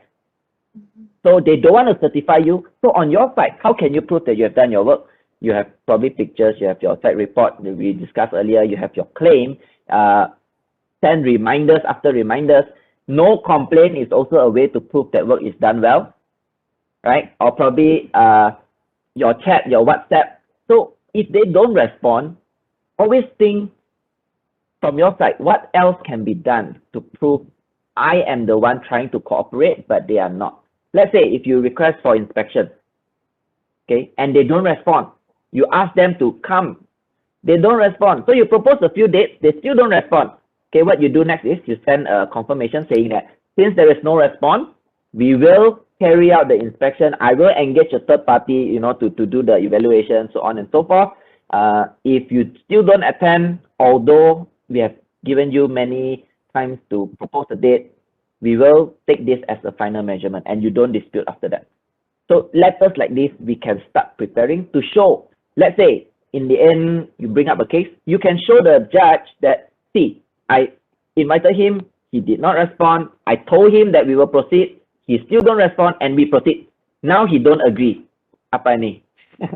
So the adjudicator can see you have been doing the work, it's just that the other party is not cooperating, right? Okay. And one important thing is possibly, let's say if you receive a back charge, when they say you did not do this, you did not clean the sampah lah, that kind of thing, you must always respond with black and white. If you just use the phone and call, you have no proof, and then they have the right to deduct your money, right? So that's also important. Hello, I'm the owner of the question. Yes. Okay, I would like to further elaborate the question. How about if the client is not is not satisfied with the work that have been done? Is it according to the specs or is it defects? It may be defects, due to defects, or maybe due to the specs. Okay, if you have done the work not according to the specs, they have the right to, of course, before they engage third party to do the work, they have to give you a chance to rectify the work, right? If you still cannot rectify after several tries, then yes, they have the right to get a third party and then back charge you for the work not done, and that means you are not entitled for payment because you did not follow the specs. Okay, but if it's under defects, okay, basically you have done the work, defects is prone to happen on. Okay, and that falls under DLP, defect liability period. Right, so any defects should be done there, but that doesn't stop them from paying you for that work by right, your progress claim. Okay, so if they don't pay you, you still can take up a case for that progress that you have done, right? But during this DLP is where you should rectify the defect work. I hope that answers. Okay, if till the end, the client is still not satisfied with the work done, how's the way forward? Okay, if they're not happy, I would say we must prove that we have done the work. As long as they are enjoying the fruits of your work, let's say the house, you build a house is slightly crooked, but they still use the house for meetings, for events. Yeah, they complain, they're not happy. They still have to pay you, probably with a discounted rate. Right, so under CIPA, that is how they define payment. You must prove your work done. Okay, all right. Thank you very much. Yep. Okay, thank you, Mr. Ashraf and Mr. Derek for explaining the questions. Okay, next we have questions from Mr. Nurhaja Ismail. So the question is CIPA applicable to IT-based project? IT-based projects basically works for still in the construction industry, right? Then yes. Simple answer would be yes, applicable. Okay, then the next question is from Ms. Oh, Sorry, before you move forward. Okay, just now the question from Mr. Hajar, when he said it's not, what's the question just now? IT project. Okay, the IT project is still it's not an under construction, but then more on like engineering operations. So does it still cover under CIPA, or it still need to be under construction, the IT project? Okay, probably Manchun, do you have an answer for that since you're a QS? Okay, I have probably you would understand better. I have discussed. It have to depends on the circumstances. For example, in a project, let's say during the construction stage So if let's say the client awarded this project, supply and install all the computer and the wiring and everything set up with complete with Windows, all those specs, and the contractor have done the work. So this is actually a construction project because it includes supply and install this and that. But let's say if you just walk to Lao Yat, and say, okay, I want to buy 10 PC. You send to this, send to USM I want to buy 20 PC for my students for USM. You send to this address, and that's the end of it.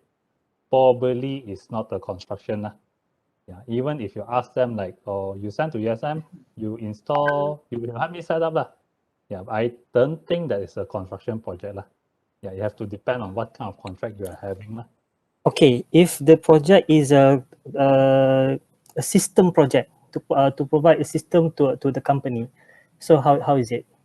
System? Do you mean like? Okay, the example is a asset management system. Then I would say it's not a construction project. Although it's the system serves engineering purpose, is it? Doesn't matter what it serves, but I think this is not a construction project anymore because it's another thing. For example, like in condominium, after the construction, you have this maintenance team. Yeah, so this maintenance team, the things that they are doing there is also not considered as construction. Yeah, so I would say the system or whatever you're saying is more applicable towards that or anything similar to that. Start from after the construction, during the maintenance. Like, for example, I mentioned cleaning services for the construction. It was also included, but then you have to be careful there. Let's say you have completed the whole condo and you have already hand over, and then there's a maintenance team, as I mentioned. Those people, they are doing cleaning services there, but those services are considered as maintenance services already. It's not construction anymore. So if those things, they don't get paid, they cannot use CIPA. Yeah, I hope this is clear for you, lah. Okay, thank you. Another question, sorry. Okay, if the contract, the so-called the IT contract is based on the PWD, so again, how it's a very unique contract. It's based on PWD, but then it's an IT project. Then in my opinion, it's a construction contract lah, since it's based on PWD. Yeah. What do you think, Derek? I have no idea. Probably, I'm sorry, I'm just being very honest. Probably we can invite Mr. Vincent. Hello. I mean, it's good. Yeah, Mr. Good Vincent. afternoon. I am Vincent here. Yeah. Now, your questions, the answer is very simple. The definitions of the CIPA applications is under the express term of constructions contracts. So we have to look into your contract, is it fall within under the express term of construction contract? If it's yes, then CIPA apply. So normally construction work normally, you may see cadangan, cadangan membina 3 kondo, 30 tingkat, for example. So this express very clear is the construction contract. All right. So it is express term of construction contracts. So you have to go through your contracts whether it's fall within the express term of construction contracts. So we said project. Let's say I design a software, IT software. Some people also say this is a project. Okay. A wedding event also a project, but it does not fall within the construction contracts. It does not fall within the express term of the construction contracts. I hope it clears. So even if it's under PWD, not Yes. necessarily it's a construction contract. Not Yeah. really, because PWD can give a lot of projects. PWD is basically JKR lah. Yep. JKR have many contracts. It can be cleaning for the buildings. It can be a lot of works, is it? So it depends on your contracts.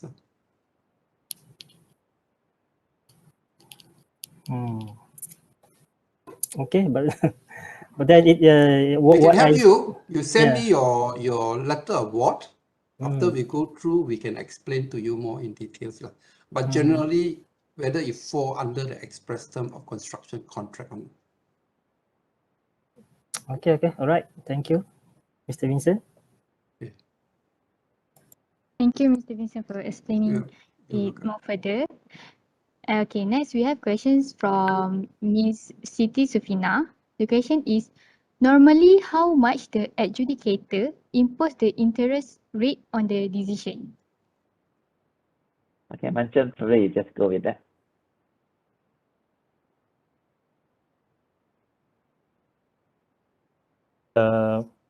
Sorry, I didn't catch the question. Oh, okay. Then I'll just answer this one.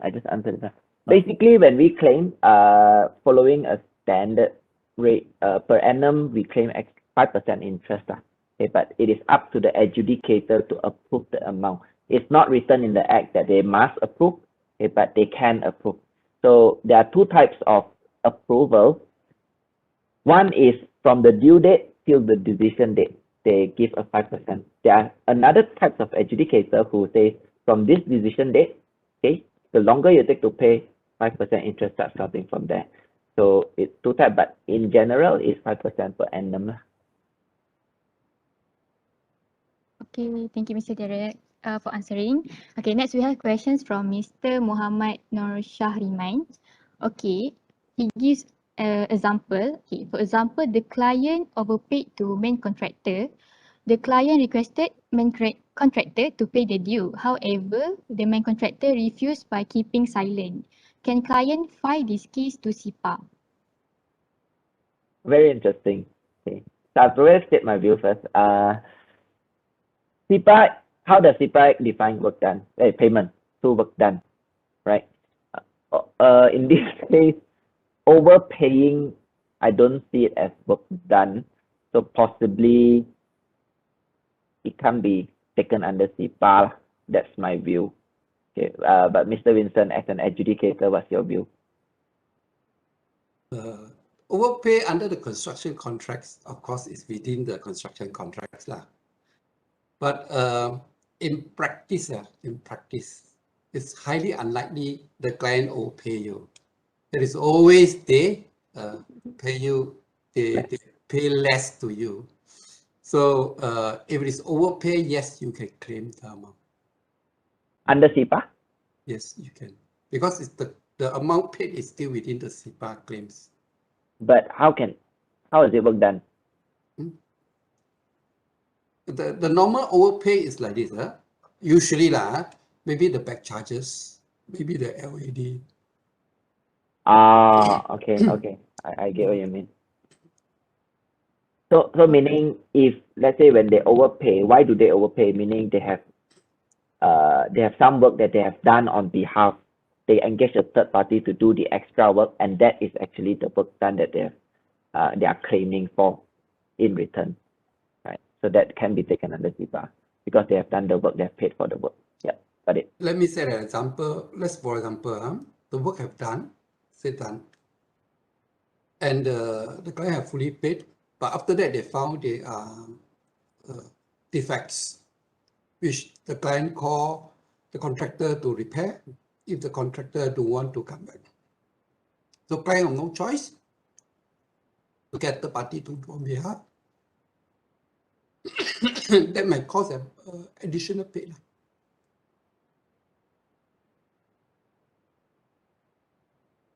Okay, thank you, Mr. Vincent Lim, for explaining it. Okay, and then we have questions from Mr. Koh. Okay, the question is, if the main contractor did not issue the payment certificate to the subcontractor and did not pay Subcon, can the subcontractor still use CIPA to the main contractor? Manchan, to you. Okay, all right. Yes, you still can. Yeah, so it's actually almost similar with the case given by Derek just now. Remember, 50% certified, but 60, 70, 80 didn't certify. So it is actually your responsibility, it's your job to prove your work done. So you could have submit maybe, if you have CPC, then I think it's good. If you have like a joint inspection signed by both parties, it's even better. Yeah. So have to depends on what kind of strong documents you have. Even pictures, I believe, since the adjudicator is from the construction industry, pictures I believe he can agak-agak see have you really done your work or not, especially when it's 100%, it's easy to see. Yeah. So again, it depends. It's up to you to prove your work done. What kind of documents you have? Did you submit your claim and whatnot? If you tell me that, oh, we don't have any, don't have any documents, we just go do and we don't sign anything. What also don't have, as mentioned, as Derek mentioned, even CIPA is good, but it is not, God it is not only potent. Yeah, so it cannot just do everything by itself. You have to do your part as well to prove your work done, so that you can prove that you have the case, you have the strength to win your case. I hope that answer your question.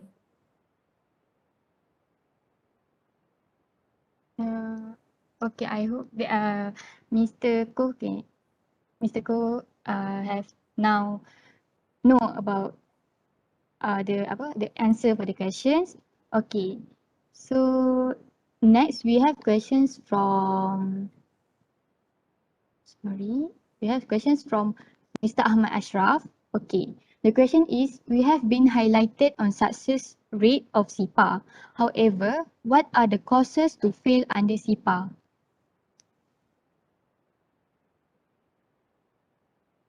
Mr. Vincent, you want to try?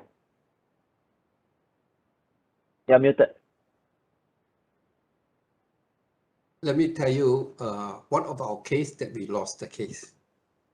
So the case is like this. They are doing is a landscape contractor, including cleaning the lake.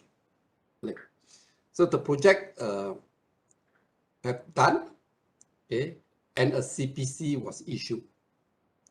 The architect issued the CPC with the conditions. Okay, normally CPC issue without conditions, but this case, the architect issue the CPC with the conditions. The condition lists down a page that what to do within a month. Okay. But during the case that we fought, the respondent argued that the conditions were not fulfilled. So the defect list and the outstanding spare parts are not given. So then the adjudicator, okay, adjudicator does not allow the CPC.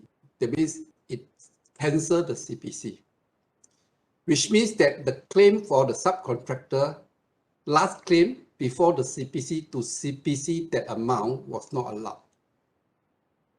Hence the case was lost because the contractor have the mindset that, oh, I already got CPC, so I already proved that I have the work done, so I should, I am able to prove the work done, so I should claim back the amount of money.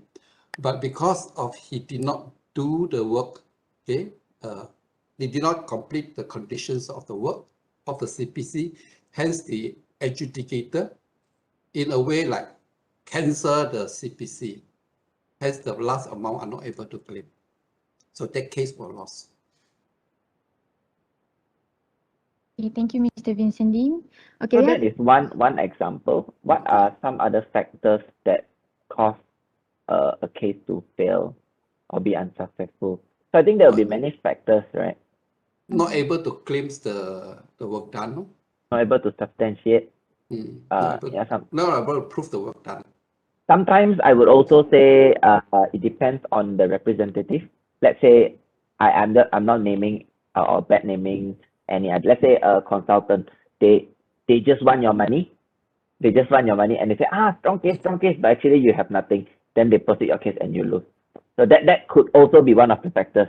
You know, they just try to tell you they just want to get your money. So there are many factors that cause, but in general, CIPA has been proven to be an effective way to recover payment disputes, right? But failure, it could also be potentially our client hide information from us. They tell us, I have this, but they hide from us what all the certificate of non-completion, you know. Then when we start the case, Kali, boom, what is this document that you know, there is a CNC, then they lose the case. You know, sometimes we have clients like that. So many factors, I would say.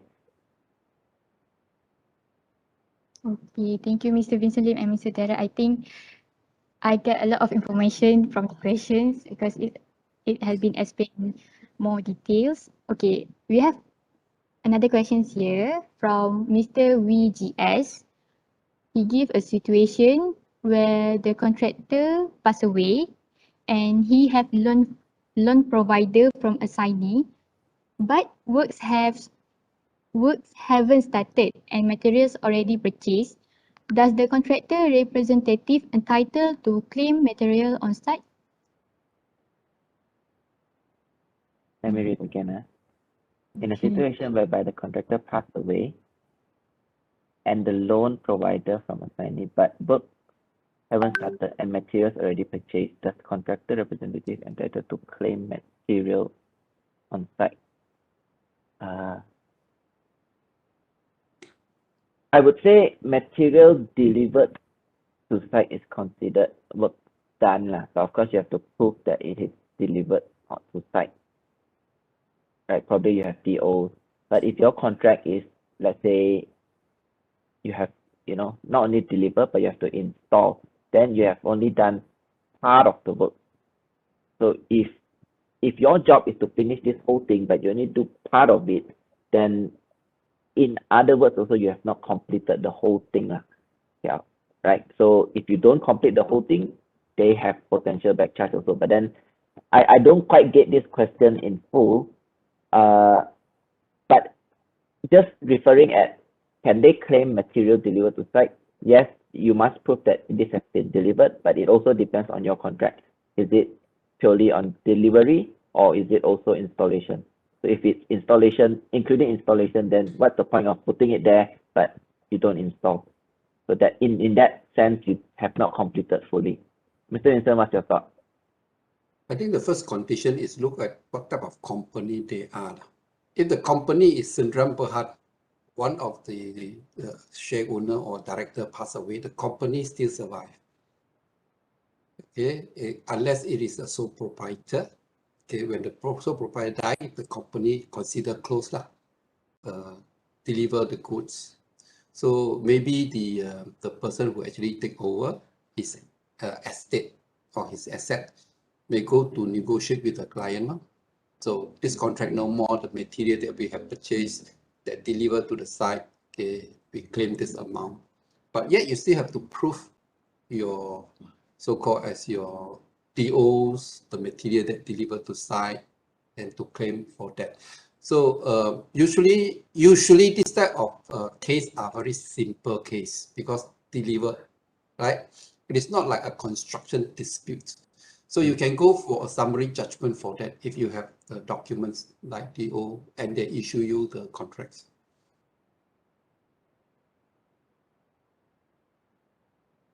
Okay, thank you, Mr. Vincent Lim and Mr. Derek, for explaining. Okay, next we have questions from Mr. Asmin Anak Buin. He gives the situation where work done on site is progressively, but main contractor verify our work done not accordingly to subcontract agreement, which they supposed to be verified to what have been done on site. Even though client, example JBALB, already successfully do inspection on site, but main contractor keep verify by their own method of verification on site. What you can advise to subcontractor?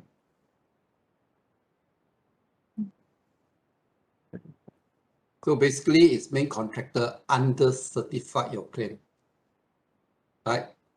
So if the work have come to a stage that if there is a joint inspections, the joint inspection is a good document to prove the volume of work that we have done. If there are documents like CPC, that is also a good document to prove that you have done the work, okay, at a certain stage of the work. The main con is still the main con. They always want to, they always maybe less certify your amount. But if you can prove that, then your claim, you can substantiate your claim, then you're entitled for the claim. Now, if you also don't have all this sort of document, then you can call for a third party, a QS, for example, to go to the project site to do evaluations of your work done. So that is also the proof of your progress of the work. We will guide you if your case is still new. You come to us, we will guide you how to do and what to do, what documents to write in to prepare. You can write in, keep on complaining under certifications and your work done is so much and all that. Then supported by the the neutral third party QS, then your case is strong. We also have clients very smart.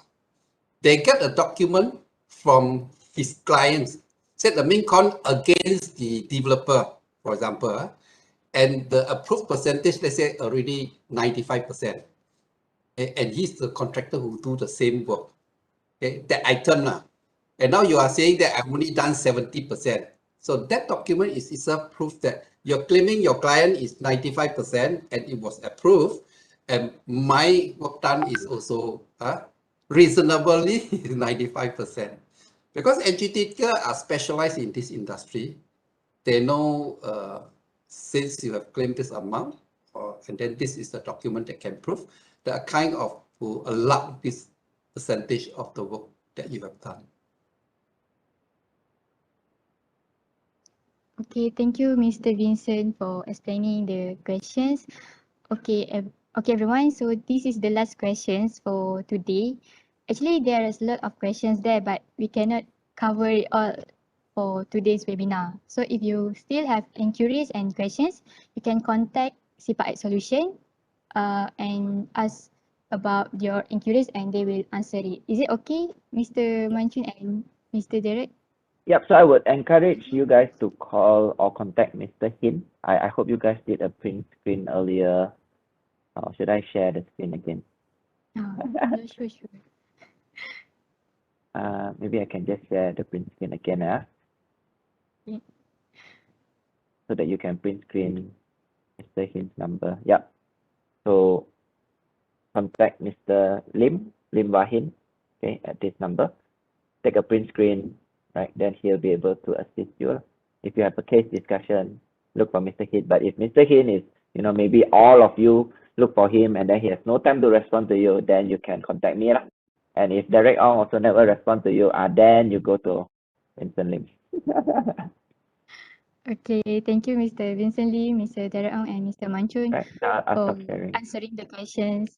Okay, so before we end our webinar, we would like to invite Mr. Vincent Lim to share about his experience as adjudicator. Can we invite Mr. Vincent Lim? I come back again. Basically, as an adjudicator, it's a total different experience as compared to as a contractor. I would say contractor or a consultant. So you have to look into the cases that brought forward to you and look into details of both party argument. And then of course, through the training, okay, through the act and the contract clauses, then you have to make the decisions accordingly. What normally the format given to write an adjudication decisions is, okay, we have to list down the issues and disputes. Let's say there are 5 issues and disputes we have to list down. And then what is the reason why you allow or you does not allow? Okay. Apart then you have highlighted that claimant claimed this amount, okay, with this document proof, and the respondent is arguing on this, okay, but you are inclined to the claimant's claims, then you allow this amount, or the vice versa. So this is normally when adjudicators, so-called as their responsibility and duty, look into all the arguments and make the decisions according to the CIPAAct and according to his expertise. So those who are interested into this area, you can call me. Maybe we can let's say give you a training, then you attended the course and you can take the exam. But the condition is you must be 7 years in the industry, sir. The difference between this is like this. If you have completed your degree, say a QS, maybe you have worked under a QS firm for after 3 years, okay, you can apply as a professional QS. So we normally call this is a professional level. But you have not reached to the what we call as competence level yet. Competence level. Okay. 7 years is the minimum requirements for competence level. So an adjudicator is a competence level. The requirements is you must be in the construction industry, minimum 7 years. If they allow you, then you attend the course. After the course exam, if you pass, then you are able to join the adjudicator. Thank you, Mr. Vincent, for the interesting sharing. I think me and all my classmates can consider to be adjudicator in the future, after we have done 7 years in the industry. Okay, Yes. and also thank you to Mr. Derek Ong and Mr. Manchun for explaining all the questions and also present about CIPA. Okay, so for your information, we have prepared a feedback form in QR code and also the link in the chat box for today's webinar. So we would like to appreciate if everyone can spend some time to fill in the form. You can capture the QR code or also click the link in the chat box.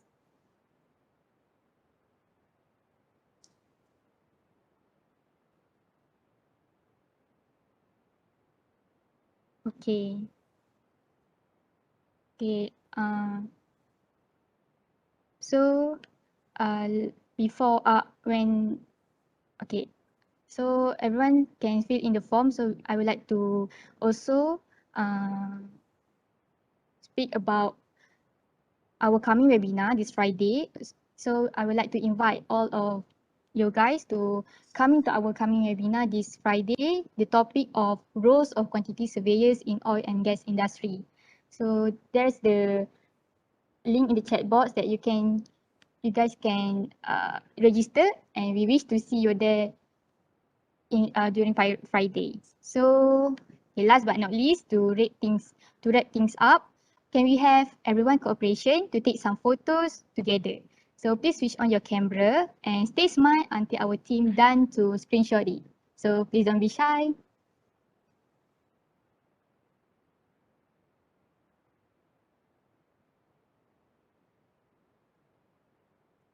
Keep smiling, yeah.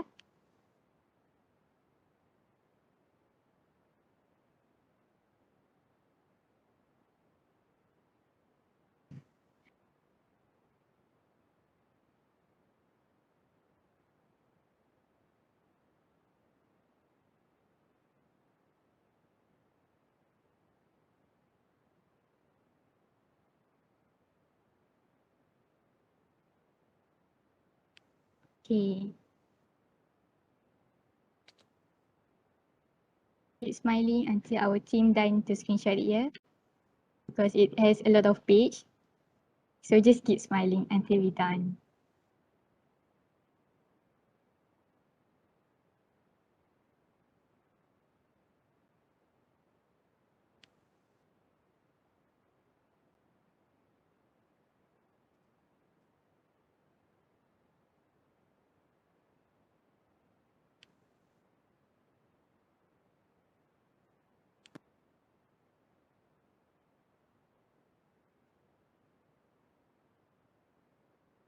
Smile a long time already. Reminds me of the Oh. Squid Game when we say smile. Yeah, because there's a lot of pages, right? So we need to keep smiling. Otherwise, our face looks blur, right? Okay, so we have done our photo session. So that's the end of our webinar. Thanks again to CIPAAct Solution and everyone for joining us today. So take care and stay safe. Bye-bye. All right, Okay, thanks for thank having you. us. Thank you. Bye. Thank you. Thank you for Bye-bye. having us. Thank you, everyone. Bye-bye.